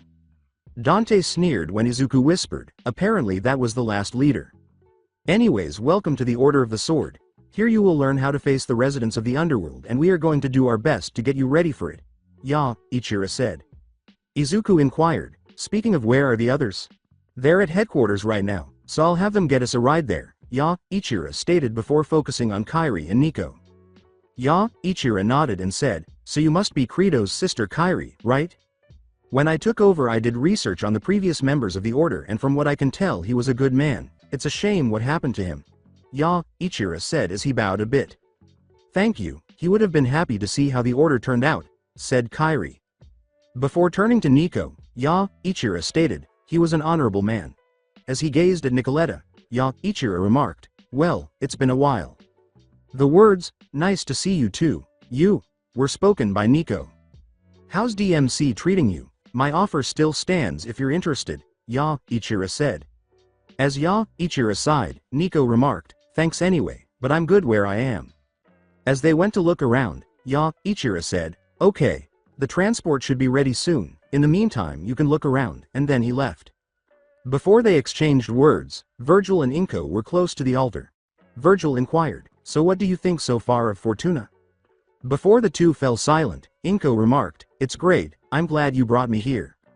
Virgil began, but was interrupted when Inko placed her fingers on his lips to silence him. "Inko, I know I have a lot to make up for. I left without telling you what was going on with me and you had to raise our son Aloe," she said. Virgil raised his eyebrows when Inko said, "Yes, you have a lot to make up for, but as I said, this is a good start and you've had other good moments as well. You helped your son break out of the limit he placed on himself out of fear. You left everything we needed in case we ever got in trouble, and you put your family's safety above your own when you left," said Inko. Inko placed her hand on his face and said, "Yes, I was upset when you left, and the fact that you didn't call or write made me more sad, but I understood why you did it and I couldn't hate you for it." As he approached, Virgil remarked, "I don't know how someone like me ever got your love in the first place, but it's something I don't want to lose." Before they both leaned in and shared a passionate kiss, Inko remarked, "You won't and you never will." Izuku looked away and said, "Really, get a room you two, nobody wants to see this." Izuku's parents both grinned at him before they departed, and he said, "The transport's here, so let's move." As Izuku gazed at her, Ochako remarked, Did you have to interrupt? That was romantic. Look, they can be romantic all they want, just as long as they are not near me when it's happening. I'm okay with that, Izuku replied. You have no sense of romance at all, jockstrap, said Nico. Izuku's tone was offended as he said, hey, I can be very romantic if I want to. Yeah, your first date with her didn't scream romance, Kairi replied. Izuku remarked, it would have if you guys weren't spying on us, while Kairi and Nico exchanged sheepish smiles. As they made their way to the transport, Izuku remarked, besides, next time will be different, we're going to have so much fun. At MITIS Forest an hour later on their way to the Order's headquarters, the group was now in the forest. Izuku and the others wanted to keep it a secret, but they knew better than to disturb the tranquil forest. When they eventually reached the headquarters, they saw 5 men standing in front of it. When they got down, the first one wore a plain blue hoodie over a black t-shirt and black jeans with chains on the side, giving off the idea that he was rebellious. He also had a katana strapped to his side, and his dark blue hair was disheveled and swept down on his pale skin and intense blue eyes. The second man wore a brown trench coat over a black suit with a red tie, and he had brown eyes and blonde hair. In addition to having black hair, the third man was dressed in black jeans and a white shirt with a brown trench coat. The fourth one wore a black leather jacket with a blue t-shirt, black jeans, and boots. He had dark blonde short-cropped Ivy League hair, green eyes, and light freckles on his face. The fifth one wore a plaid shirt, blue jeans, and black boots. He had green eyes and shaggy brown hair. When Izuku, Dante, Virgil, Lady, and Trish approached them, Shu questioned, who are those guys? Dante stated, they are with us. These are the ones who are going to teach you the basics of demon hunting, the lady said. Trish said, yep, let's introduce you guys, shall we? Izuku declared, Rin Okumura is the one with the sword. Rin asked, how are you? As Izuku went on to the next one. The blonde in the trench coat is John Constantine, Izuku stated. John said, howdy mates. Izuku went on, Castiel is the other one in the trench coat. Castiel responded, nice to meet you. Izuku said, and that's Squirrel and Moose, while the other two scowled at him, making the others smile. The freckled one remarked, really, dude, really? Calm down, Squirrel, I'm just kidding. The short one is Dean and the tall one is Sam. We just call them the Winchesters. Izuku responded. Dean said, sup. Hello, said Sam. Now that the intro is over, welcome to Demon Boot Camp, said Dante. OTHERWHERE Tamura waited in the bar for his partner to show up with a person his sensei had instructed him to bring. Tamura questioned, Sensei, are you certain he's worth it? All for One remarked, yes, Tamura, I'm sure, you can learn a lot from this man. As soon as he finished speaking, a portal opened and Kurogiri left with another person, whom Tamura recognized right away. Welcome to our place of business. Hero Killer Stain, stated the AFO. The Hero Course students' eyes were wide as they gazed at the DMC members. They were being taught by the top hunters in the industry, who were standing in front of them. As they nodded and moved to their accommodations, Dante remarked, okay, you guys settle in and we will resume after that. So these are the recruits? We have a lot of work ahead of us, said Dean. Rin remarked, I agree, they don't look like much. But that's why we're here, to make them ready, said Sam. John lit a cigarette and said, I wouldn't get my hopes up just yet, Sammy, but Izuku grabbed it and stomped on it.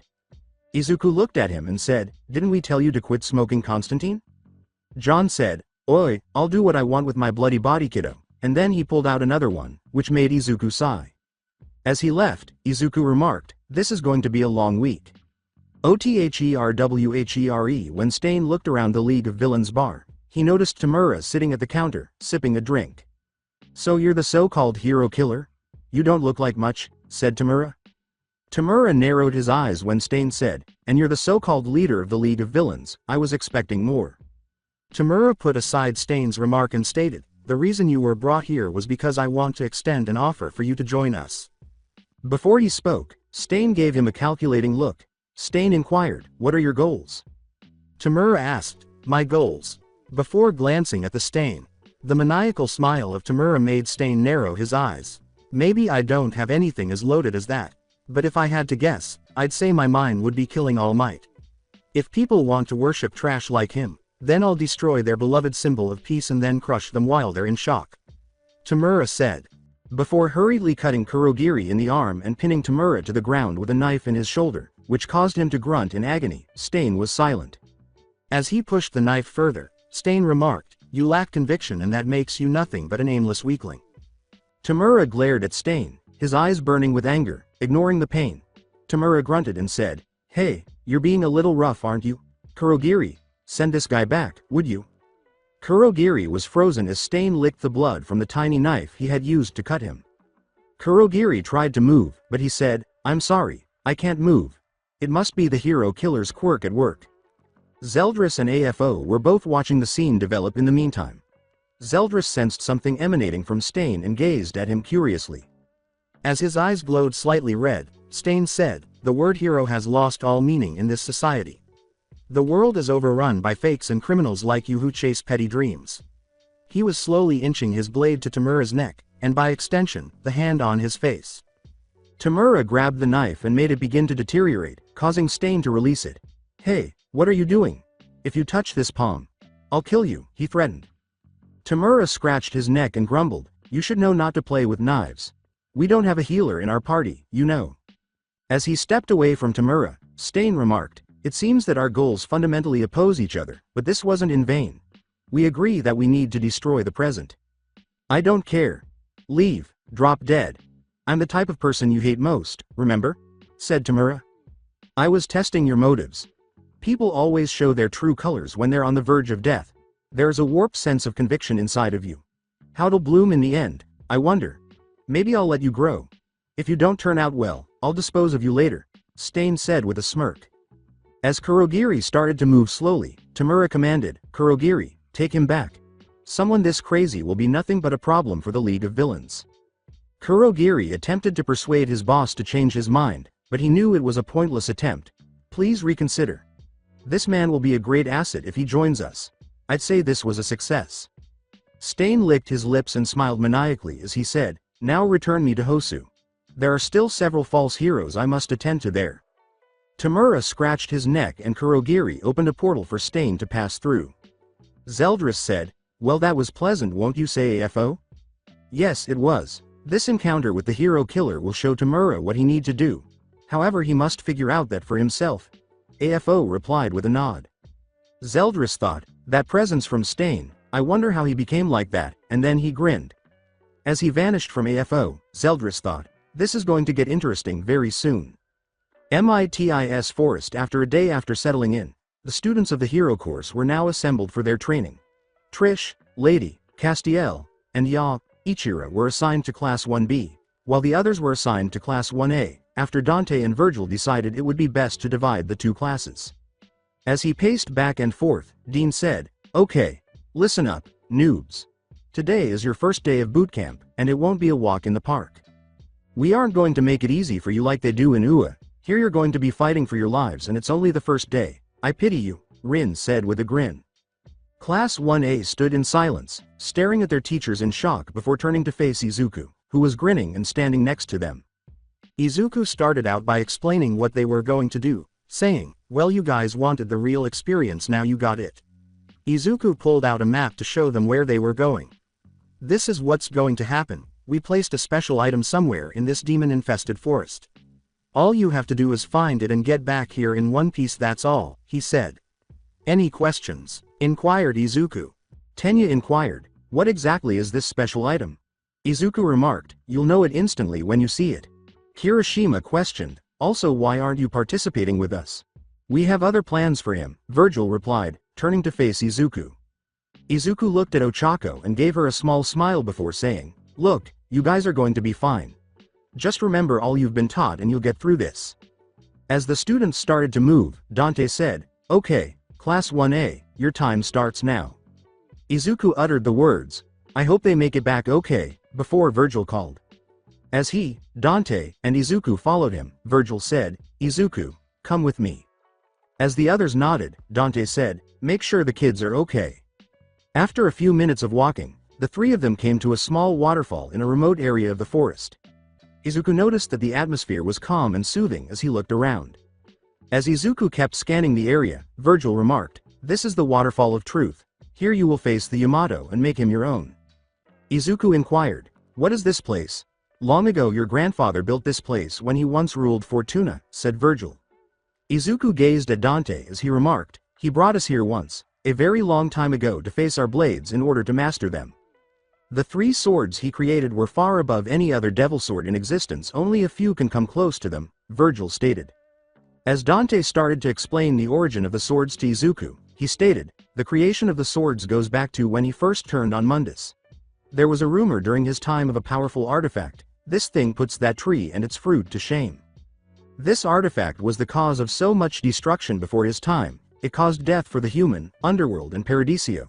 Its power knew no bounds until half of it was absorbed by him, said Virgil. Who's him? Inquired Izuku. Before they started telling Izuku what had happened in the underworld, Dante stated, as you know there are many ancient devils and demons in existence, some of them dead, some sealed, and some still waiting for the time to strike at their enemies, but he was the worst of them all. When they were done, Izuku stared at them, stunned by the revelation he had just heard and unable to speak. I've heard a lot of strange things, but that takes the cake. And you're saying that Gramps forged his swords for the very thing that made this thing a monster? Izuku responded. Virgil replied, yes, he did. Izuku questioned, how did he even find it? We don't know how he did that, he must have kept it hidden so no one goes and find it, said Dante. Yeah, and also the underworld wants peace with us, Izuku responded. Yeah, we looked around for any form of deception and found none. He truly wants peace, Virgil replied. Great, that's how it looks at first, but until I see it I'm going to be on guard around them, Izuku responded. Virgil said, okay, enough talking, it's time. According to Izuku, so what do I do? Dante pointed to the center and said, see that center there? All you have to do is stab the Yamato into it and meditate and you'll be pulled into its own world. Before sitting down to meditate, Izuku followed instructions and took out the Yamato, stabbing it in the center. After sitting for a few minutes, Izuku opened his eyes to discover that he was in a pitch-black space and that a figure was standing with his back to him. The figure glanced at Izuku, who was taken aback, and turned its head slightly.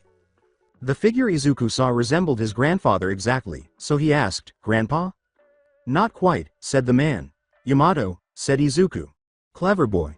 Yamato grinned. Glancing around, Izuku exclaimed, where the hell are we? Izuku prepared himself for anything that might surprise him when Yamato smiled and said, welcome to my world, and now that you're here let us begin. Otherwhere, he sat in meditation, and a woman was in a temple. Her body was glowing purple, and she was surrounded by candles. She started to perspire as she saw images flashing through her head. She witnessed a castle rising and a fight between All Might and an unknown individual, who was dressed in a black suit and wore a helmet resembling a skull. Before she opened her eyes, all the candles went out, and she started to breathe heavily. She saw a building being blown up, an image of Izuku being thrown into a portal, Dante and Virgil trapped inside what appeared to be a crystal, and finally 10 figures rising with a symbol appearing in one of their heads. She declared, a storm is coming. Clang, the air echoed with the clash of metal. Clang, clang, clang. Yamato and Izuku were engaged in fierce combat. Izuku had fought his father to the point of exhaustion and had cuts all over his body, but it was a different matter entirely to battle the Yamato. Izuku was taken aback when he saw something completely different from what he had anticipated. The sword would use his father's Dark Slayer style.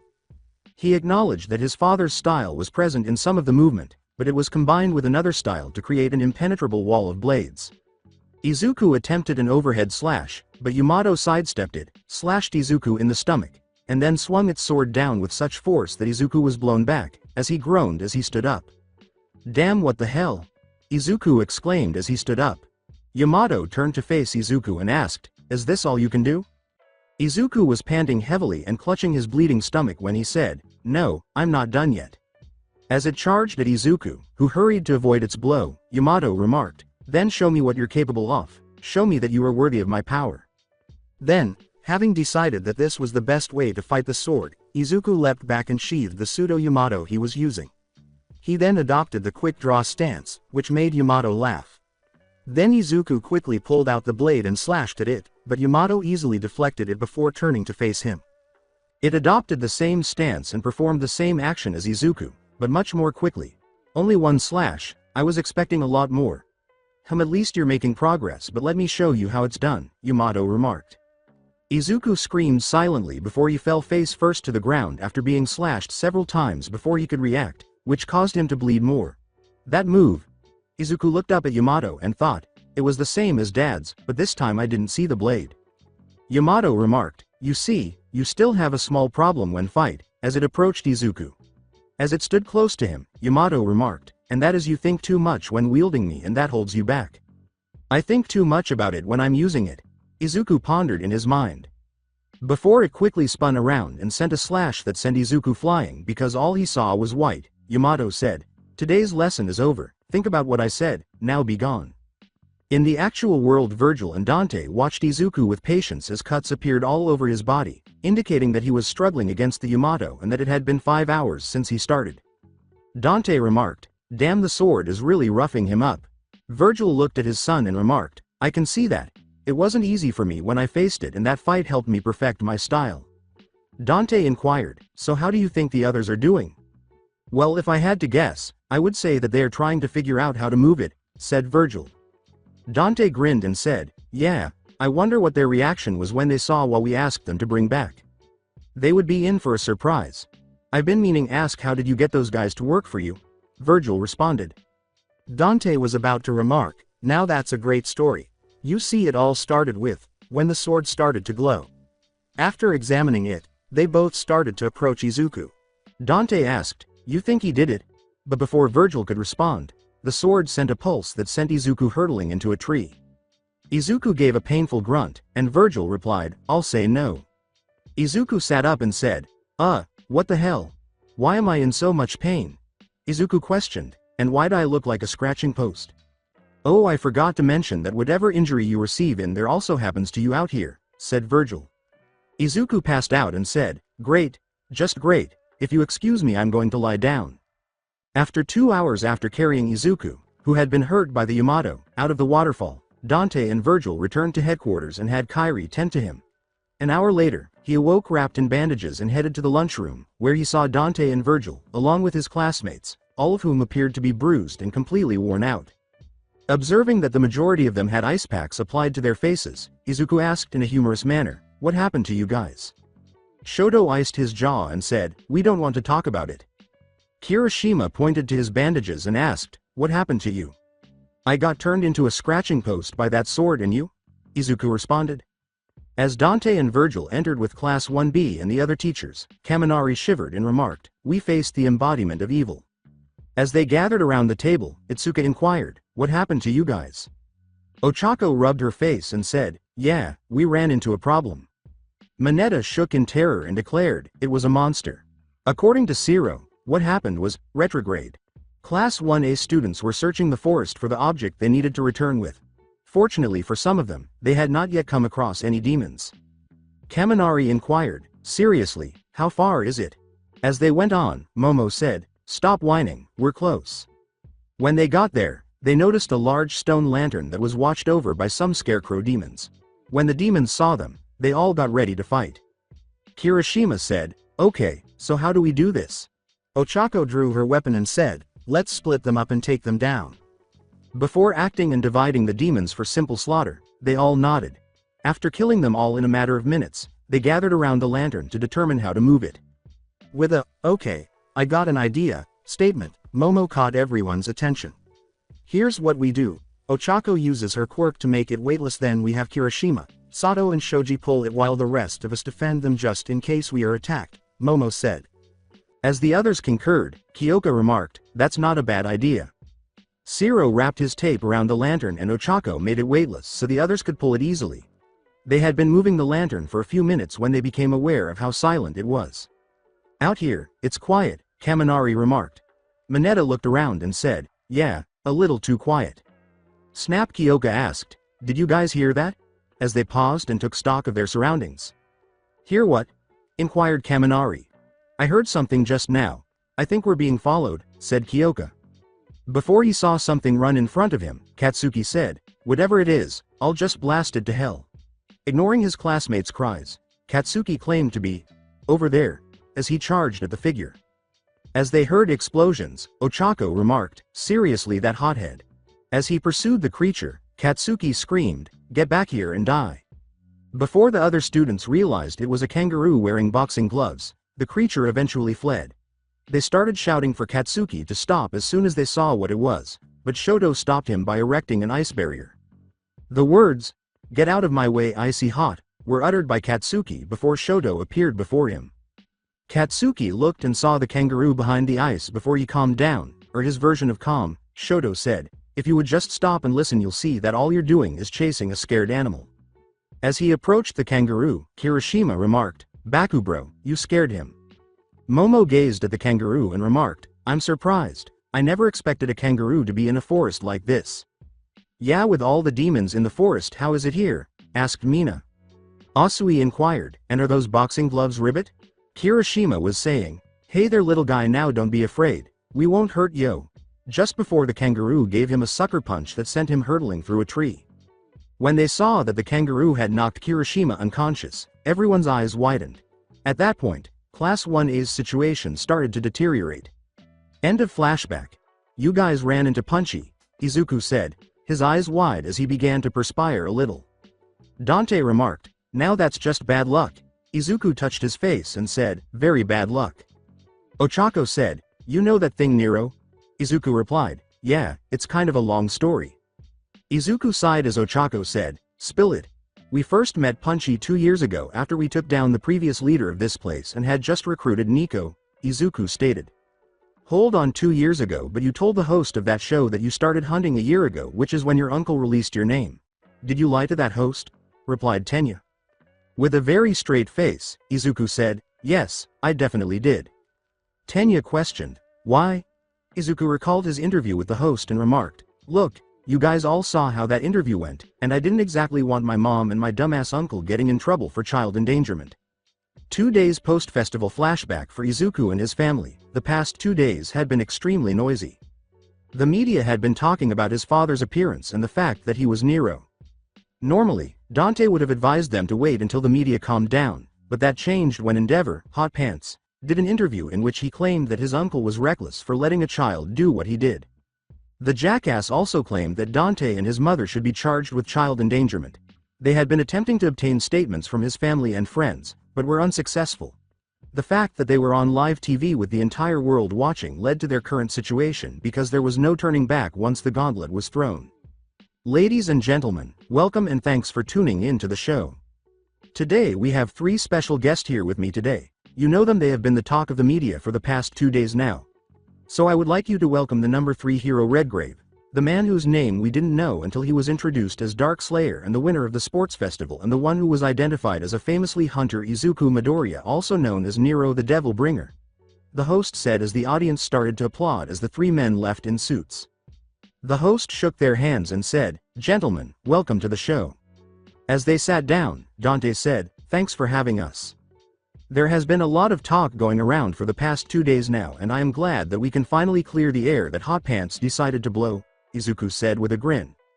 "Alright, now as you know, the whole world is tuned in for this interview, and I'll start with the obvious question that's on everyone's mind. Who are you people?" The interviewer responded. Dante pointed to Izuku and himself and remarked, "Mr. Host, I believe everyone already knows who I am and who he is already." As the 3 of them exchanged glances and then nodded slightly, the host remarked, "Yes, they know who you are, as a hero, but they don't know your story. In fact, you, your agency, and your family are a complete mystery, and I think it's time for the people to know your story." Izuku said, "All right, let's share our story. Now, as everyone knows, demons appeared a few years back, and that was when I decided to start out as a hero, but to me that was just another day. My family has been fighting them for generations, even before quirks became a thing, so it's nothing new to us," Dante said while staring at the host. "Really, so you're saying you come from a long line of demon hunters?" the host responded. "Yes, the story of our ancestor happened over 2,000 years ago when he helped seal the gate of the underworld, the home of demons," said Virgil. Dante replied, "Yeah, they still hate us for that." Dante and Virgil winced as the host said, "So I'm assuming your father and mother taught you everything you know." Dante scowled and remarked, "When we were children, our parents taught us everything they knew." The host said, "If I may ask, where are they now?" Virgil scowled and declared, "They're dead." The host said, "Oh, I'm sorry if I brought up some unpleasant memories." Dante took a deep breath and said, "No, it's okay. We came here to tell our story after all. As my brother said, our family is not liked by the demons. They did everything they could to end our bloodline. After so many years of trying, they almost succeeded, said Virgil. Our mother didn't make it and our father was badly wounded. He died a few years later, said Dante. The host said, I see. And how old were you when it happened? We were 7 when our mother died and 14 when our father passed, replied Dante. Okay, let's get to another reason you are here. The world was shocked to find out that this man beside you is your brother and the father to Izuku Midoriya. So how is it that you have stayed out of the public eyes for so long, Mr. Virgil? The host responded.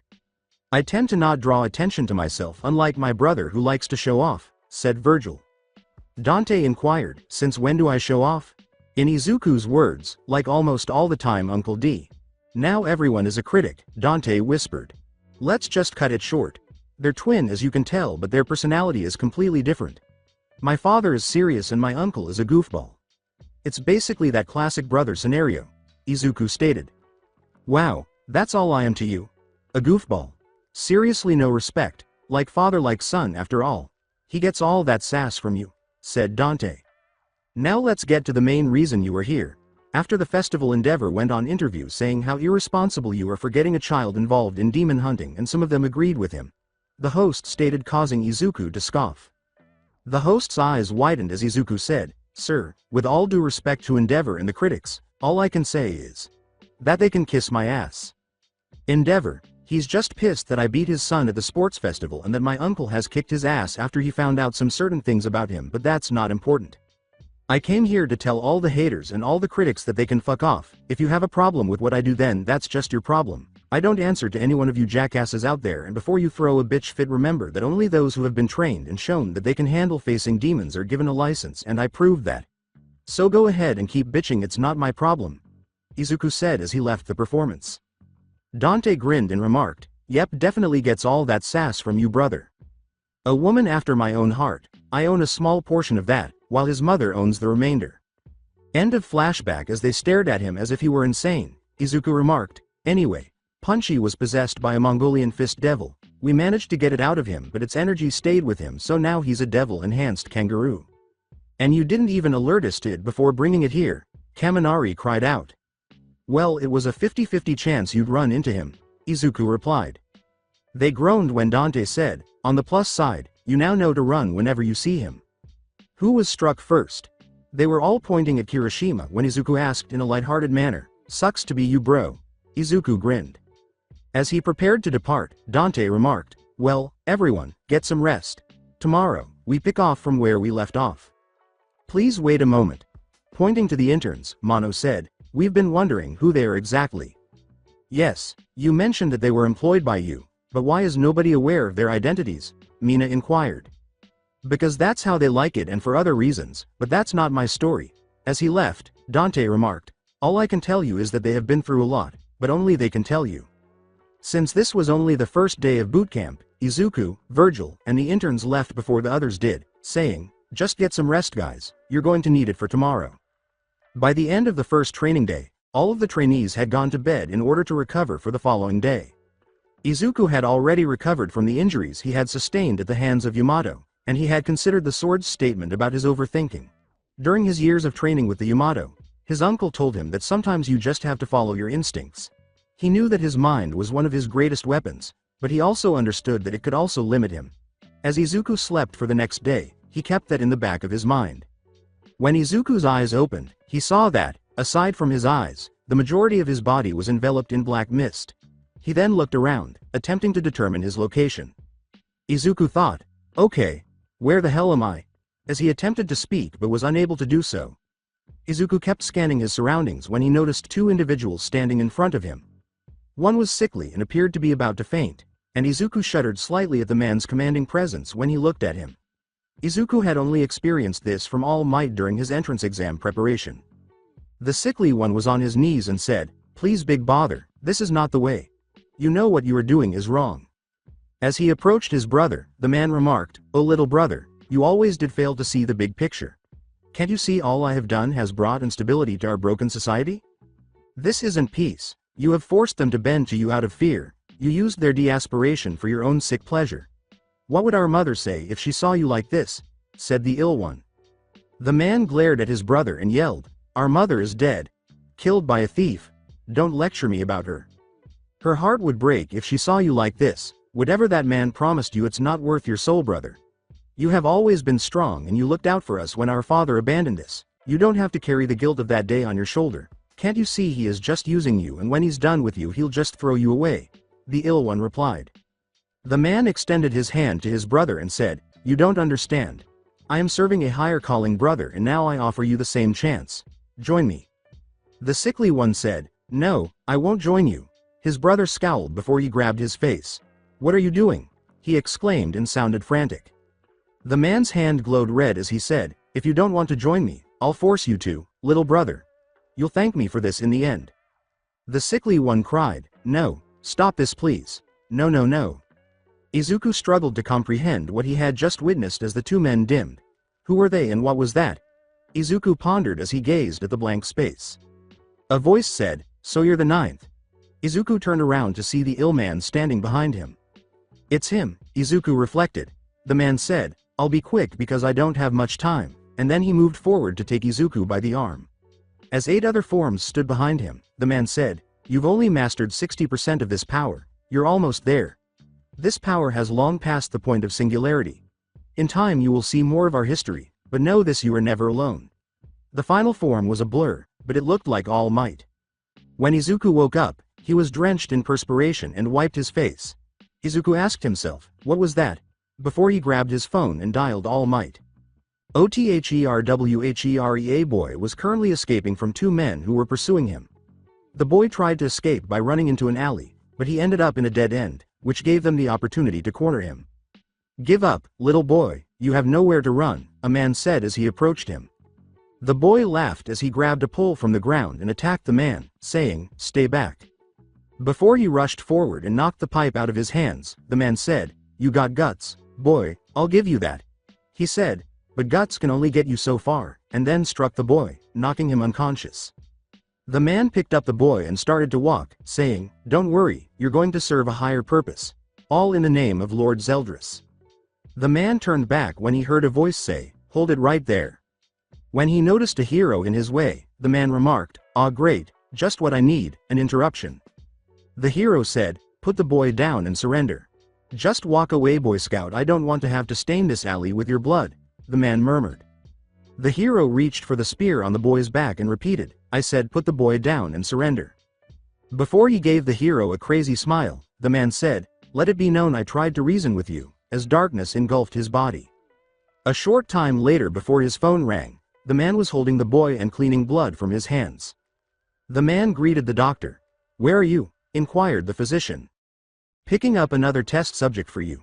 No one is going to miss this one, he's quirkless." "So how are the others doing?" the individual responded. "They are doing well. You are all to report to the island after you're done. Lord Zeldris is coming," said the physician. The now named Hendrickson, who was 5 feet 11, had sliver hair, turquoise eyes, and said, "Really, I look forward to seeing him then." Hendrickson out, as he emerged from the shadow containing the unconscious boy. Dark wings emerged from Hendrickson's back as he flew off with the boy, saying, "So the others will be there, huh? Well, it's been 2 years since the Seas have been together. I wonder what he has planned." Fortuna. Day 2. All Might coughed up a lot of blood in shock after Izuku called him and told him about his dream. Since the man he was going to intern with was also aware of OFA, All Might advised him to share this information with him. When Izuku recalled All Might meeting him to discuss the man, he grinned. Retrograde Izuku was strolling through UA's hallways, attempting to make up his mind about who he would like to intern with. He would have gone with his uncle, but he needs to occasionally venture out because his uncle's methods are different from others. Izuku thought to himself, so many options, who am I going to pick? All Might exclaimed, "I am here in a bizarre position," as Izuku's perspiration fell. All Might remarked, "Come with me a sec." They met in the restroom after Izuku nodded. "I'll get straight to the point. You've received an offer from a hero who would like to take you on. The hero's name is Gran Torino. He taught at this school but only for a year. In fact, the man was my homeroom teacher.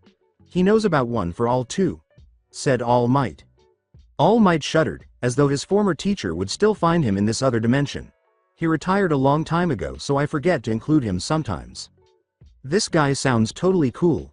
Okay, I'll do it," If he taught you then he must be a badass, Izuku replied. All Might stammered as he handed Izuku a piece of paper and said, yes, but is this because I mentioned you in the letter I sent him? Legs stopped shaking. Or did he watch the festival and think my training was inadequate? Ooh, scary, too scary. You should work with him if that's what your heart says. Anyway, here's the address. How frightening is this man? Who could really frighten All Might this much, Izuku thought. End of flashback. Izuku was bandaged again, but less severely this time, indicating that he was getting better. The trainees' second day didn't go well. They were covered in bruises from sparring with the interns and they weren't kind to them at all. As the others nodded, Shiro remarked, those guys are beasts, really. Kaminari said in agony, I'll admit, I'm hurting in places I didn't even know could hurt. That's what's sparring with Dean and Rin to you. I still remember when Uncle D asked me to fight them, they did not go easy at all, Izuku responded. Izuku heard a voice behind him say, I wish I could have seen that.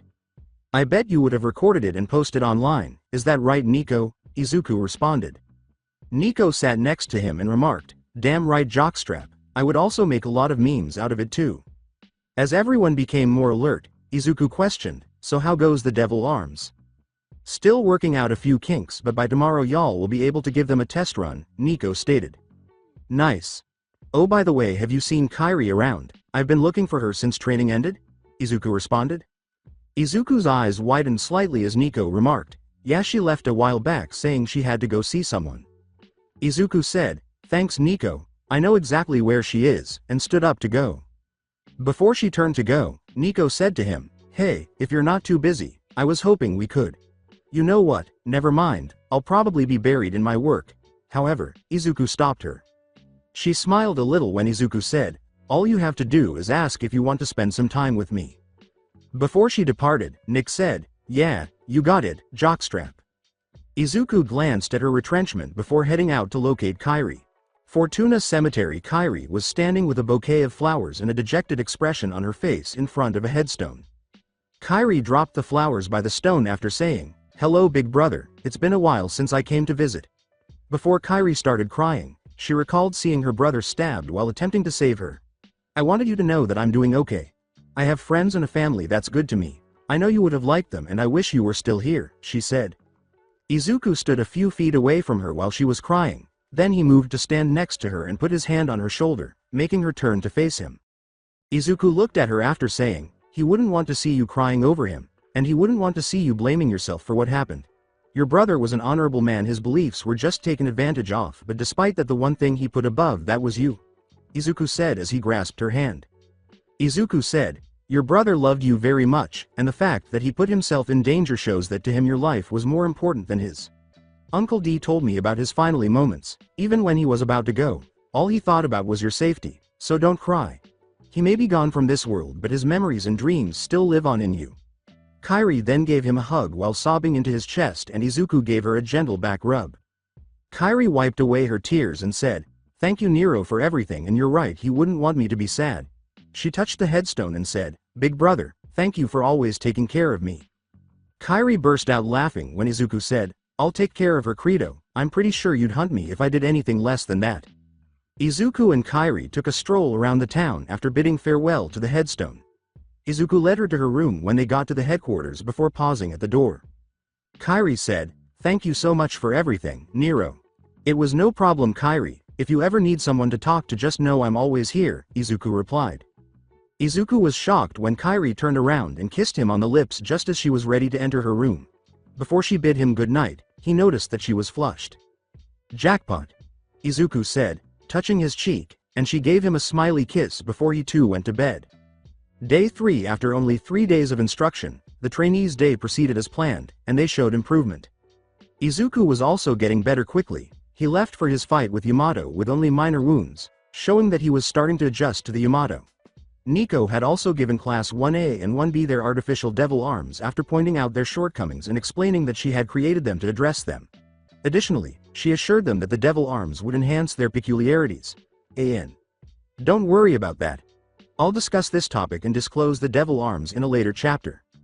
At the moment, the trainees were discussing their day and the devil arms they received in the mess hall. Before one of them chose to ask, they paused when they saw their trainer entering and sitting close by. Momo asked nicely, Mr. Winchester, we were all wondering if you could tell us about yourselves. The trainers turned to face them. She said, the only thing we know about you is that you work at Devil May Cry, which made them exchange glances. There's nothing really much to tell about us, said Dean.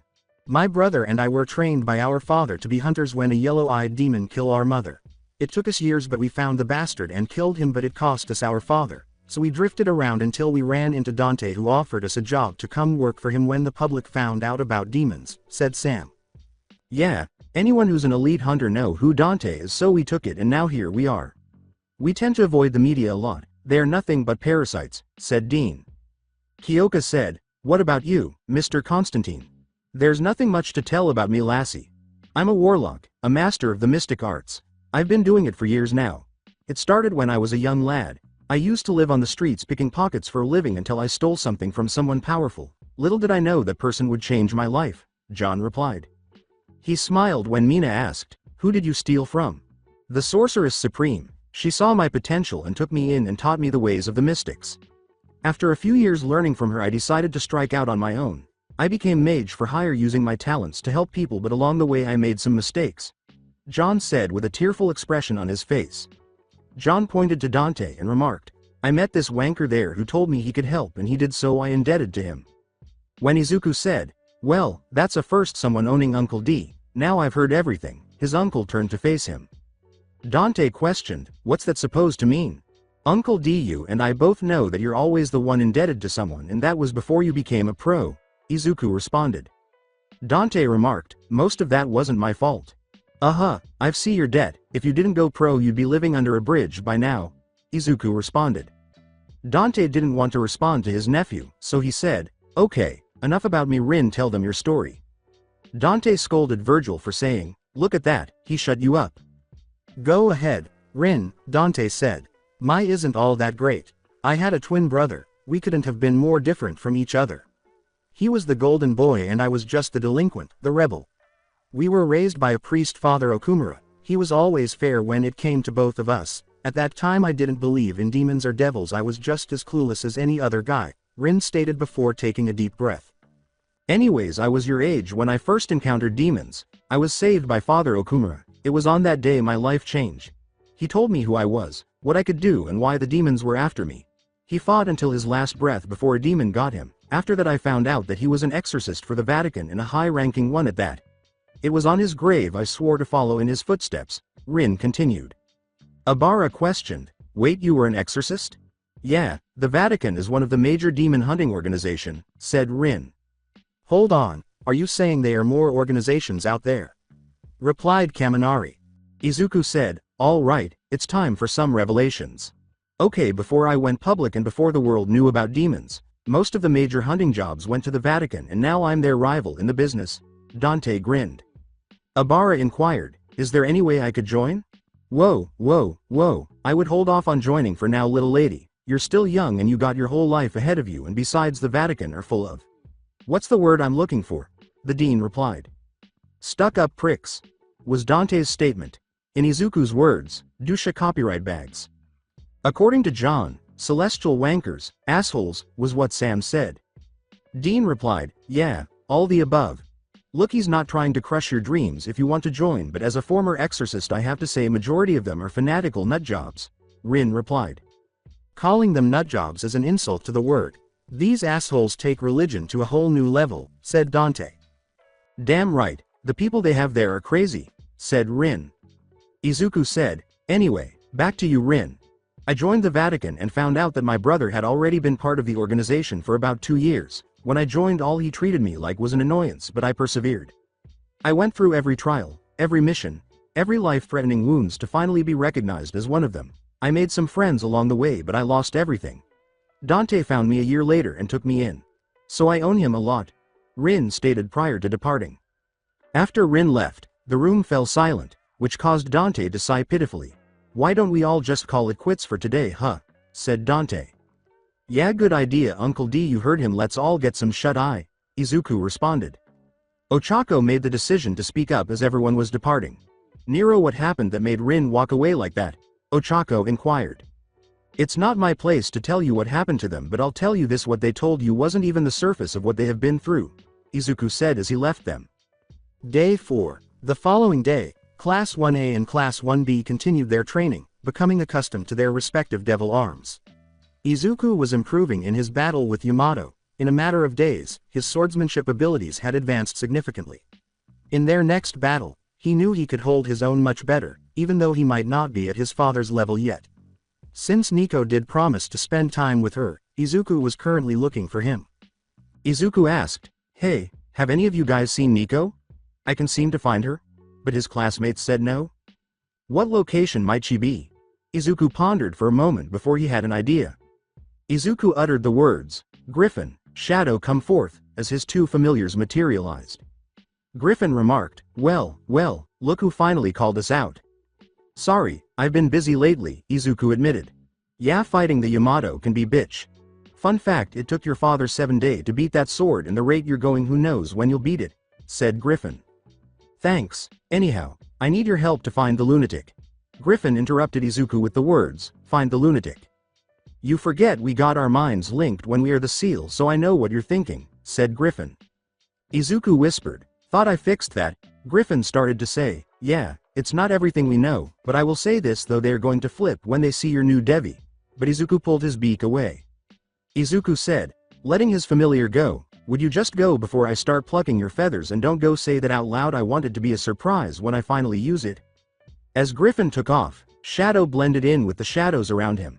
"Say no more, we'll find her," he said. I might need a new name for Shadow. OTHERWHERE. Before he sensed two presences approaching him, a figure was sitting in the dark, reading a book. Astero remarked, "Mard Gear, you seem to be better now." "Yes, brother, your strength is coming back quickly," Kokabiel remarked. "Yes it is, but our current power won't be enough for us to wipe out all our enemies, especially the blood of Sparta," said Mard Gear. "Yes, they are the biggest obstacles that are currently in our way," Astero stated. "It matters not when our plans are complete, they won't be able to stand in our way," said Kokabiel. "Ha ha ha, soon the Blood Palace will rise and we will become gods to these foolish humans," said Mard Gear. "And with the help of a member of the Dark Clan it's been going well. The humans won't know what hit them until it's too late," said Kokabiel. "I'm still shocked at how you enslaved one of them. Using memory magic to alter his mind, and the seal you placed on him to kill him should he regain them was simply a stroke of genius," said Mard Gear. "Of course once we've achieved our goals he will be terminated," Astero stated. Unbeknownst to them, Zeldris was grinning wickedly as he listened to their entire conversation. "Fools, they believe they have control over me, but it's the opposite. It's too early for you to try and pull one over me," Zeldris thought, disappearing into the darkness. "I am one of the oldest devils to have ever lived, only surpassed by my brothers and my fathers." Fortuna Izuku went to the lab after Griffin and Shadow told him that they had located Nico at one of Anyusa's former labs. When he got there, Nico was seated in an office, gazing at the large photograph of Anyus. She glanced at Izuku as he entered, turning her head slightly. "You know, I didn't really know my daddy that well. My mama and grandma told me that he just up and left us when I was 2. When I was old enough I finally decided to look for him after I lost my mama. His trail led me to some dark things he did, and even with that I still wanted to find so I could ask him one thing." "Why?" Nico said while sitting next to Izuku. Nico pulled out a journal and handed it to Izuku, who read it. "Why did he leave? Did we not matter to him anymore?" "And now I know why," Nico said. It took all of his willpower not to curse out Anyus as he read it. Instead, he simply tossed the book aside and turned back to Nico, who was wearing a dejected expression. Izuku grabbed her hand and made her look at him. "Hey, don't let all that get to you. I can tell what you're thinking, and I'm telling you now that it's never going to happen," he said. As she started to cry, Izuku pulled her into an embrace and said, "He may have been your biological father, but he wasn't your daddy. Family doesn't start and end with blood. You will never become like him because you have us. Mostly you have me by your side till the end of the line."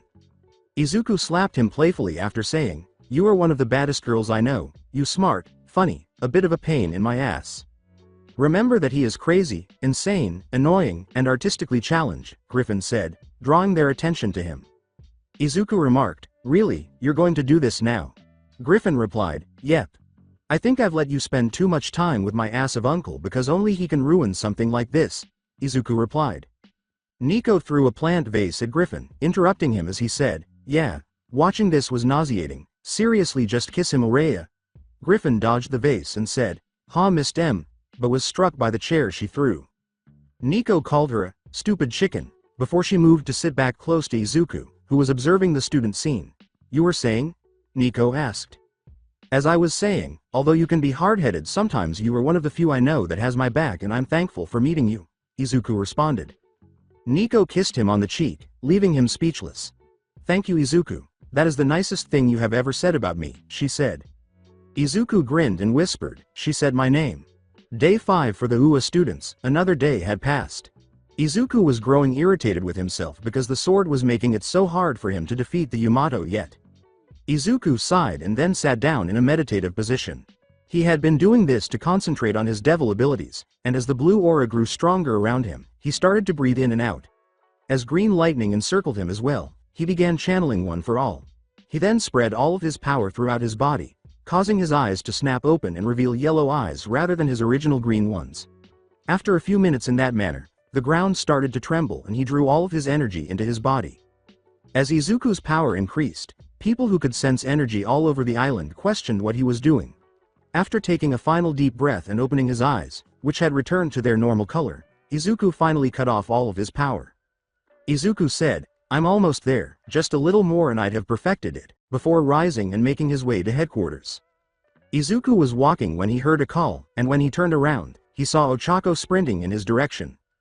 Ochako coughed a little and said, "Hey Nero, glad I finally caught up to you." Izuku said, "Hey Ochako, what can I do for you today?" Ochako poked her fingers together and said, "I was wondering if, we could go for a date here. Just you and me." "Yeah, I would love to. We haven't spent that much time together since we got here, so let's fix that. It just so happens that I know the perfect spot for a perfect evening," Izuku replied. "Why don't we go get ready? I'll meet you at the entrance," Ochako replied. This time, there were no interruptions during their date as Izuku led Ochako to a hill in the forest. Along the way back, they had their first genuine kiss after sightseeing, swimming, and having a picnic. Ochako made the decision to ask Izuku a question she had been considering on the way back. He stopped when Ochako said, "Hey Nero, what do you think of Nico and Kairi?" Ochako looked at Izuku and remarked, "I spoke with Trish a while back, and she told me some interesting things about your grandfather." "Oh boy," Izuku exclaimed, after an hour. After his rather successful conversation with Ochako, Izuku was lying awake in his room. If he didn't admit that he had feelings for them, he would be lying. Before he stood up, Izuku thought to himself, women are so complicated. Unaware that his father and uncle were observing him, Izuku picked up the Yamato and headed into the forest to continue his training. Dante questioned, "Should we follow him?" "No, this is something he needs to do alone now. All we can do is put our trust in him," said Virgil. "Anyways, Noctis called. Apparently he found something, said it wasn't good," said Dante. Tell me Dante, do you honestly believe the tales of the Dark Clan?" Virgil responded. "Honestly, I don't know what to think. The fact that there are only few records about them shows how dangerous they are. The fact that the records spoke about a being of chaos who gave rise to such devils, I can't help but wonder what happened for them to vanish like that," asked Dante.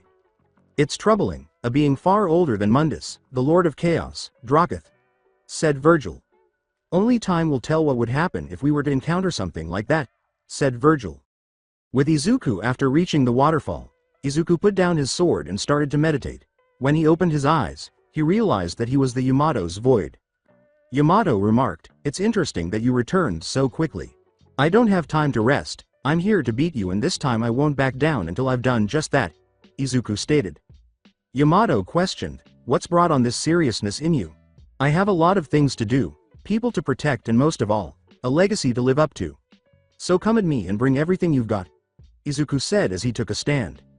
Before it charged at Izuku, Yamato remarked, "Very well, let's see if this newfound will of yours can stand after I'm done with you." Otherwhere, the hero who killed Stain in Hosu was leaving the body of the hero he had just slain. As he put his sword away, Stain remarked, "You fakes are all talk. The word hero has lost all meaning, like the disease you fakes or I will purge you from society," Stain said as he left. Clap clap clap. Stain came to a halt and looked in the direction of the sound. "Marvelous, simply marvelous. Your skills are impressive, hero killer," said a voice. Pulling out his sword, Stain said, "Who are you? Show yourself." The voice started to emerge from the shadows close to Stain and said, "There's no need to be on guard, I mean you no harm." "Who are you?" inquired Stain. Stain frowned as Zeldris said, "Where are my manners? I am Zeldris, an associate to the League of Villains." Stain walked away, saying, "You're one of that man-child's lackeys. Whatever you have to say, I'm not interested." Zeldris took Stain by the shoulder and said, "Now, don't be like that, I just want to talk." As soon as he finished, Stain quickly turned around and slashed Zeldris. When Stain finished swinging his sword, he realized that the blade was gone, but if the opponent had been weaker, he would have won. His face was astonished as he turned to face Zeldris, who gave him a frightening glare that stopped him cold. Zeldris remarked casually, "Now that wasn't nice, you could have seriously hurt someone with that move." Zeldris said, "I said I only wanted to talk, but now I think I'll have to put you in your place," before he disappeared out of Stain's line of sight and gave him a powerful punch to the stomach, which made him stoop. Stain then got up, spat out blood, and glared at Zeldris after he was struck by Zeldris' backhand, which sent him crashing into the alley wall. Before Zeldris appeared in front of Stain and took hold of his face with an iron grip before slamming his knee into his stomach and making him cough up more blood, he said, "Ho, you want some more?" Stain then screamed silently as he dropped him to the ground and stomped him on his chest. "This is where you belong, Stain. You honestly thought you could beat me? Don't make me laugh. Insects like you should know their place when in the presence of one superior to them. I hope this has taught you a valuable lesson," Zeldris said while removing his foot from Stain's chest. Zeldris said, "Now I have a proposition for you, do you accept?" "Why yes," was all Stain could manage. As he left Stain, Zeldris remarked, "Good, I'll get back to you in a few days. Go clean yourself." Before he took off, leaving a stunned Stain, Zeldris added, "Oh, and one more thing, I don't work for League of Villains. They work for me." As he removed his bike, which vanished into one of his tattoos, Izuku thought to himself, "There's no way All Might's teacher leaves in a rundown shack like this." His classmates had finished the training and were now parting ways for the time being. Momo went to Uwabami, Ochako went to Gunhead's agency, Shoto went to his father for his internship, and Tenya was with Manuel in Hosu, where Izuku hoped he hadn't done anything foolish after speaking with him at Fortuna. "I'm sure she's kicking a lot of ass over there. Those poor fool, she may look innocent but considering the two women who trained her they are doomed except Gunhead he should be able to hold his just fine. Now let's get this over with," Izuku said as he approached the entrance. As Izuku walked into the house, he was startled to see an elderly man lying in a pool of red liquid. "Hello. I'm Izuku Midoriya. I'm here from Uwa High School. Anyone home?" Izuku said. Izuku pulled out his phone and scanned the room for anything suspicious, saying, "What the hell happened here? I need to call for help." He paused as he was ready to dial a number before turning back to face the elderly man. Izuku thought, "Hold on, is that ketchup I smell?" before approaching the elderly man and crouching down close to him. Just as Izuku reached out to touch him, something happened. Izuku jumped back a little when the elderly man abruptly raised his head and said, "I'm alive." "What the hell?" Izuku exclaimed, glancing at the elderly man. The old man, dressed as a hero, played it off as though it was normal for him to do all of that. "Whoops, I was carrying a plate of sausage dipped in ketchup when I accidentally tripped and fell down, clumsy me." "Well, this is a little strange." Izuku looked at the elderly man and thought, this is the guy All Might was afraid of. The old man said, "Now what's your name, boy?"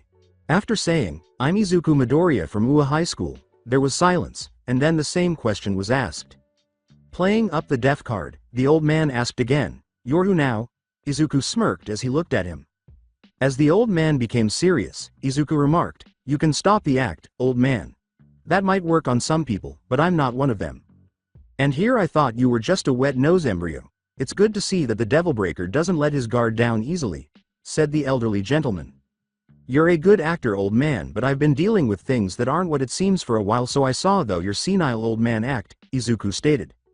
Gran Torino introduced himself and said, "I think I'm going to like you, kid. The names are Gran Torino." Izuku said, "Nice to meet you, Gramps," but Gran Torino, who was pacing the room, abruptly struck back. Gran Torino said, "I may be old, but I can still teach an embryo like you a thing or two. Now come at me, boy." Izuku grinned and stood up. As he charged at Gran Torino, Izuku remarked, "This is going to be fun." Using Tenya tried to strike up a conversation with Manuel by saying, "I see. You're using street patrols to suppress crime." Although he was friendly, there wasn't much to talk about. Manuel waved to a few civilians and said, "Yeah. Man, I can't believe Ingenium's little brother is interning at my agency. You must have gotten offers from agencies with much bigger followings than mine." The hero killer. Up until now, he has been able to avoid being apprehended for his crimes. Tenya thought to himself as he walked with Manuel, "I need to confront the villain on my own to see what kind of hero I want to be. I can't forgive him for what he's done, so I've got to try to find him." With Ochako Uraraka, who worked at the Gunhead Agency, picked this person to see if she could improve her hand-to-hand fighting abilities. At the moment, she was standing in the middle of the room with bodies moaning in agony. As everyone around Ochako moaned once more, she remarked, "Man, what a workout." As he watched her grinning at her defeated opponent, Gunhead thought to himself, "She took down half of them and it's only her first day. My poor interns didn't stand a chance." One of them remarked, "She looks so innocent, but she's a beast." Another said, "Tell me about it, whoever trained her is very very good." Ochako grabbed a towel to wipe away her perspiration and asked, "Sue, who's next?" The rest of the audience turned to their boss with beseeching eyes as soon as she said that, then backed away in terror. Gunhead nodded and walked off to get ready, saying, "That's enough for today. You've shown me your skills, now let's go on patrol." They said, "Thanks a lot, boss. No problem, as of now I'll be the sparring with her from time to time. She looks like someone who'd give a good challenge. I look forward to teaching her all I know," said Gunhead. Using Momo as they watched the person they selected, Momo said to her fellow intern from Class 1B, "Of all the internships we got, we just had to pick her, Itsuka." Additionally, heroes are allowed to have side jobs. There were a lot of arguments about this at first, but the public demanded it. "I'm about to film a commercial," Uwabami stated. Itsuka admitted that she had not anticipated this when she applied for the internships, saying, "I was kind of hoping to see something more actiony." Momo told her, "We just have to deal with this and see how it goes." With a photo, Endeavor grinned and remarked, "You're at last prepared to follow the path of the powerful, Shoto." Shoto scowled at Endeavor and declared, "I have no intention of following any path you've made for me. Only I can decide my future." Endeavor smirked as he said, "Is that so? You should go get ready. We're going out." "Out where?" inquired Shoto. Endeavor only said, "To Hosu," before leaving the room. With Izuku, "Seriously, it's only been the first day and we've been going it for hours. You may be old but you make for it with your experience," Izuku told Gran Torino. "I see that blockhead shows a good successor, and here I thought you'd try to copy Toshinori. But I can see now that you were your own person," Gran Torino said with a grin. Izuku said, "Thanks old man, so we gonna continue?" Gran Torino remarked as Izuku left, "Go relax, kid. The real work starts tomorrow." "That child is a warrior, damn it." Gran Torino wiped some blood off his cheek and remarked, "Hey, you sure picked a good one, Toshinori." OTHERWHERE. A tower can be seen in the middle of an island that is far from Hosu. Zeldris landed on top of a tower, where 7 people were kneeling and waiting for him as he approached them. The man in the lab coat said, "It's a pleasure to have you here, Lord Zeldris." Zeldris remarked, "Dr. Jaeger, it's been a while." "An. Yes, I am aware that Aren's father from AOT is a villain in this case." Dr. Jaeger replied, "Yes, it has been my lord," before Zeldris focused on the other 6. "Ah yes, these are your elite fighters if I remember correctly. The Oracion cease, they look impressive," said Zeldris. To Zeldris' amusement, Dr. Jaeger angrily remarked, "Thank you for the praise, my lord. Before you stand my 6 best fighters, the first ones to survive my experimentation and the ones who will give way for me to finally surpass that old bastard Ujiko and his Nomus." Zeldris entered the tower, but not before glancing at the cease leader. "Your rivalry with the good doctor is still going on, I see. But enough of that, we have a lot to discuss," he said. "The results of Dr. Jaeger's experiment are in. They're almost identical to Ujiko's imperfect high-end Nomus, if I had to scale their power.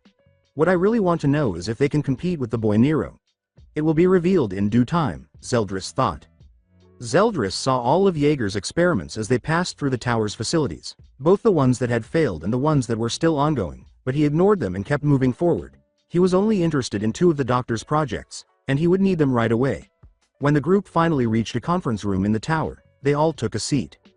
"Now I'm going to go straight to the point. Tomorrow Tamura and Stain are going to be on the move, so I'm here for 2 things, said Zeldris.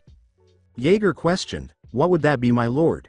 Everyone's eyes widened in surprise when Zeldris said, I need Project Ridley and I want to hear progress on Project Bloodstorm.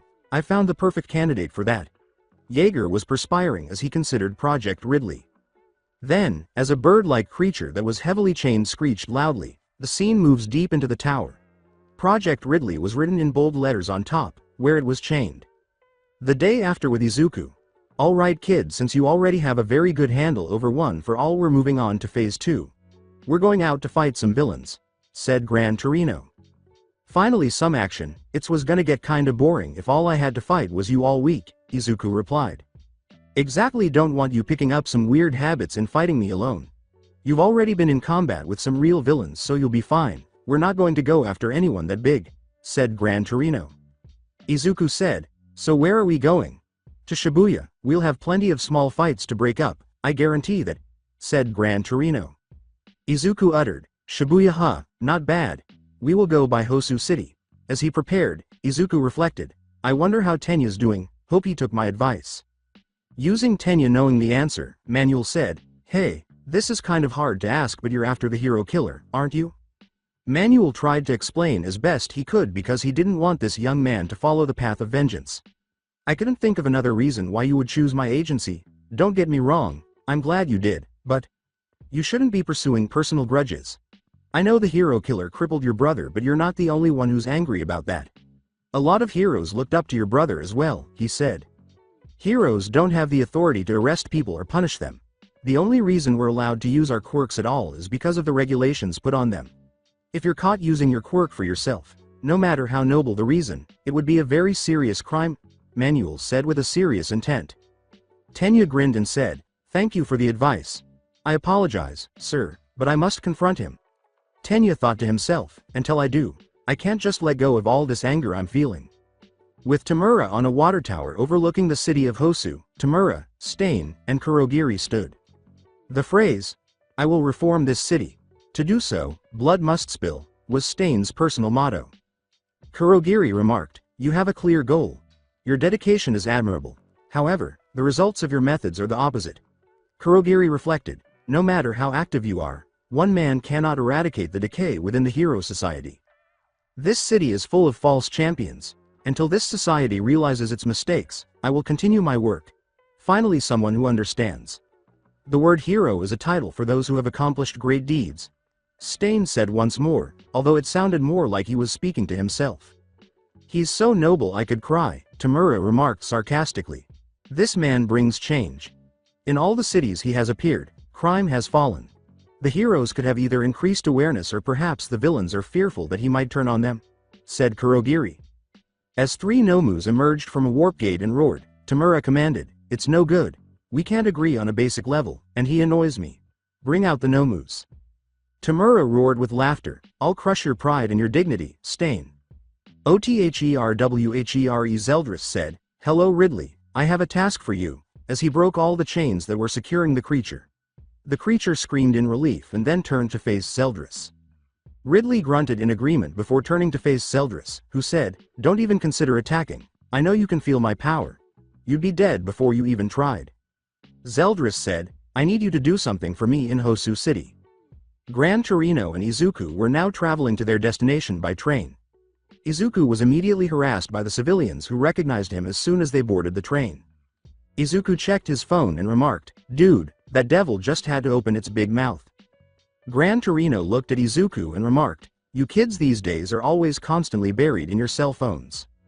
Gran Torino's head got a tick mark when Izuku said, yeah, whatever old man. Ochako is doing well, but Momo doesn't seem to be happy with the way hers is going, and Tenya hasn't responded yet.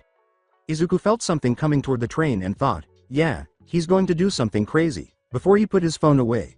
As soon as Izuku said, hey old man, something is coming towards us right now, a Nomu tore open a hole in the train. A Nomu? Izuku pondered. Gran Torino immediately flew at it as soon as it got inside the train and kicked it out, and he did the same. Gran Torino told the Nomu to, stay here, kid, as they passed through a building. Yeah, it's not going to happen, old man, Izuku said, beckoning Griffin with his right hand. Izuku said as he leapt from the train, I need you to stay with the train, if anything happens tell me immediately. As it passed over the train, Griffin remarked, you got it, boss. Izuku got off the train and went to the location where Gran Torino and the Nomu had landed. When he got there, he saw it swinging at the elderly man. Then, he charged forward and kicked it with such force that the Nomu fled. Gran Torino shouted at Izuku, "What are you doing here? I told you to stay on the train." As his mind raced over what was happening, Izuku kept his focus on the Nomu and said, "Don't get your old ass bones in a twist. I made sure they were safe before coming here. Of all the cities, why Hosu? If a Nomu is here, then its handyman of a master is here as well." Before it finally clicked and he sighed, Izuku asked himself as he searched for anything relevant. Izuku uttered the words, "Just great," using Tenya. While running towards the scene with Manuel, Tenya spotted something in an alleyway and collided with it. Native, the hero, was pinned to a wall by Stain. Stain turned to his victim and remarked, "That idiot. He's so noisy. I'll take care of him later, but first." Native's voice was muffled as he said, "I can't move. Bastard. I'll kill you." Stain glared at the fallen hero, ready to complete the task, but was cut off when Tenya rushed in and was knocked away by Stain's sword before he could turn to face Tenya. "If you call yourself a hero, choose your last words more carefully," Stain said. Too preoccupied with his current hunt, Stain remarked dismissively, "A child in a suit. Run, this is no place for children." Tenya glared at Stain with a voice full of hate, saying, "You must be the hero killer, Stain. I've been looking for you." Stain prepared his blade and warned him, "Be careful what you say next. Even someone your age can be my target. Your eyes are full of vengeance." Before Tenya could reply, he recalled what Izuku had said to him prior to the conclusion of their Fortuna training. Retrograde as he approached him, Izuku yelled, "Yo, Tenya, hold up." Tenya turned to see his friend still recuperating from his training, wrapped in bandages. Tenya made his customary hand-chopping motion and asked, "Izuku, are you okay to be moving around?" "Yeah, don't worry about it. Kairi's been giving me some extra treatment to speed up my healing. I'll be back to normal in no time," Izuku replied. Tenya nodded and followed Izuku as he said, "Anyway, I've been meaning to talk to you about something. Let's go somewhere more private." After some time of walking, the two came to a forest clearing. Izuku turned to face Tenya with a serious expression on his face as soon as they arrived. Tenya tensed as Izuku said, "You know I've been watching you since I heard about your brother. You know they say that the eyes are the windows to the soul, and when I look at you all I see now is anger and the desire for vengeance," Izuku said. "I know what you're going to say, that I should let go of my anger, that it's something a hero show." "Shut up and listen," Izuku said as he was speaking. "First of all, I wasn't going to say that. If I did, then I would be a bit hypocritical. Secondly, there's nothing wrong with anger or vengeance. I've felt it, my uncle has felt it, my dad has definitely felt, and the interns have also felt it," Izuku stated. "Stain nearly took your brother from you. He survived, but he'll never be a hero again, and it pisses you off. But at the same time you're forgetting that your brother was a pro, who has been in this business longer than you have, so what chance do you have against someone like him?" Izuku said in a way that caused Tenya to. "And with that, I know you're going to do something crazy when we leave here, so all I want to say is don't let it consume you and make you lose sight of why you want to become a hero. Don't let it make you lose sight of reason. Instead, channel it and use it to improve yourself. Out of everyone in our class, you are always one of the most logical. Don't change that," Izuku stated. Tenya replied, "Then tell me how." "I can't give you that answer, Tenya. Everyone deals with vengeance differently, so temper yourself if you ever want to face Stain," Izuku said as he began to leave. End of flashback. Tenya gave Stain a brief glance before he closed his eyes and inhaled deeply. "I am the brother of an amazing hero you hurt. A caring person who saved many lives. Someone people looked up to, and you destroyed his legs and ended his career. You had no right to take that all away from him," Tenya screamed. "Ah, I see you're Ingenium's brother. I can see the resemblance. I let him live so he could spread the good word, the word of me. You see, he was a weakling and a fake who didn't deserve to call himself a hero," Stain replied. "Shut up. He was my hero. My older brother inspired my dream that one day I could be a pro too. I won't forgive you, but right now I can't let you kill that man there," Tenya said while maintaining a running posture. Stain said in a menacing tone, "Ho, so you intend to fight me, boy?" Tenya could tell Native was lying to get him to leave, so he did. "Listen, kid, get out of here. You can't face him on your own. Just go, I'll be okay." Stain smiled as Tenya said, "I can't. If I run away from someone who needs help, then I can't call myself a hero." "Well said," Stain said as he rushed to attack Tenya, but Tenya grabbed Native and ducked the blow. Native turned to flee, but Stain was there in a flash, kicking him back and shocking Tenya as he flew back with Native. Stain smiled at Tenya, who steadied himself and thought, that speed, it's just like Izuku's.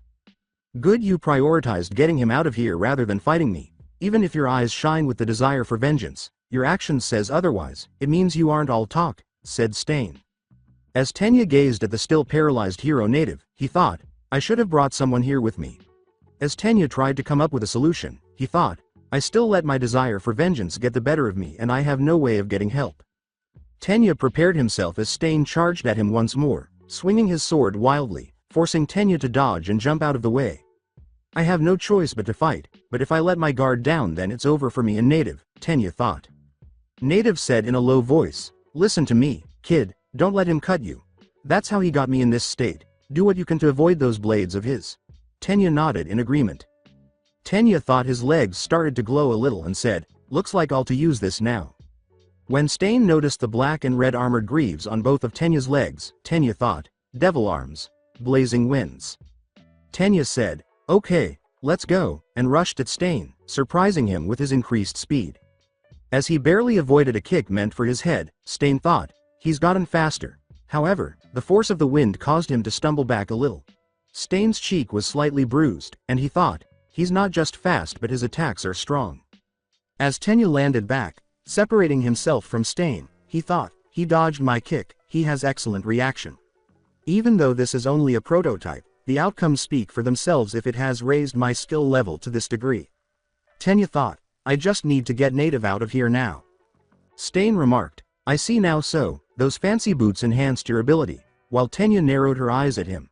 Stain remarked, in any case, it won't matter. It's time I showed you the distance between you and me, boy, as Tenya was struck by his murderous intent and became motionless. What is this sensation? It feels like a knife is dangling around my neck all the time. With fear in his eyes, Tenya thought, not even the villain at the USJ gave this kind of feeling. He yelled in agony as Stain abruptly disappeared from view and stabbed him in the shoulder with his sword before kicking him in the stomach with his spiked boots, sending Tenya and Native flying backward as they struck the ground. Tenya's body froze once more as Stain licked the blood off his blade. What did he do to me that I can't move? As Stain started to approach him, Tenya pondered. As he passed Tenya and headed toward Native, Stain remarked, there are many false heroes in this society. Most of them are all talk, but you are worthy of keeping alive for now. His body was surrounded by a demonic aura. No, Tenya tried to move his body, but to no avail, thinking, he's going to kill him, I have to do something. Stain raised his sword and declared, now it's time to be purged you fake. A flash of green lightning struck just as he was about to bring it down, punching Stain in the face and sending him flying into the wall, which shattered as it hit him. The green lightning finally subsided, revealing the face of Izuku Midoriya, who was grinning as he turned to face his fallen classmate. Izuku said nonchalantly, as though he hadn't just thrown a killer off balance with a single blow, hey Tenya, fancy meeting you here. So this was the end of the series. I hope you enjoyed it. To watch more series like this, subscribe to my channel. Till then, bye bye.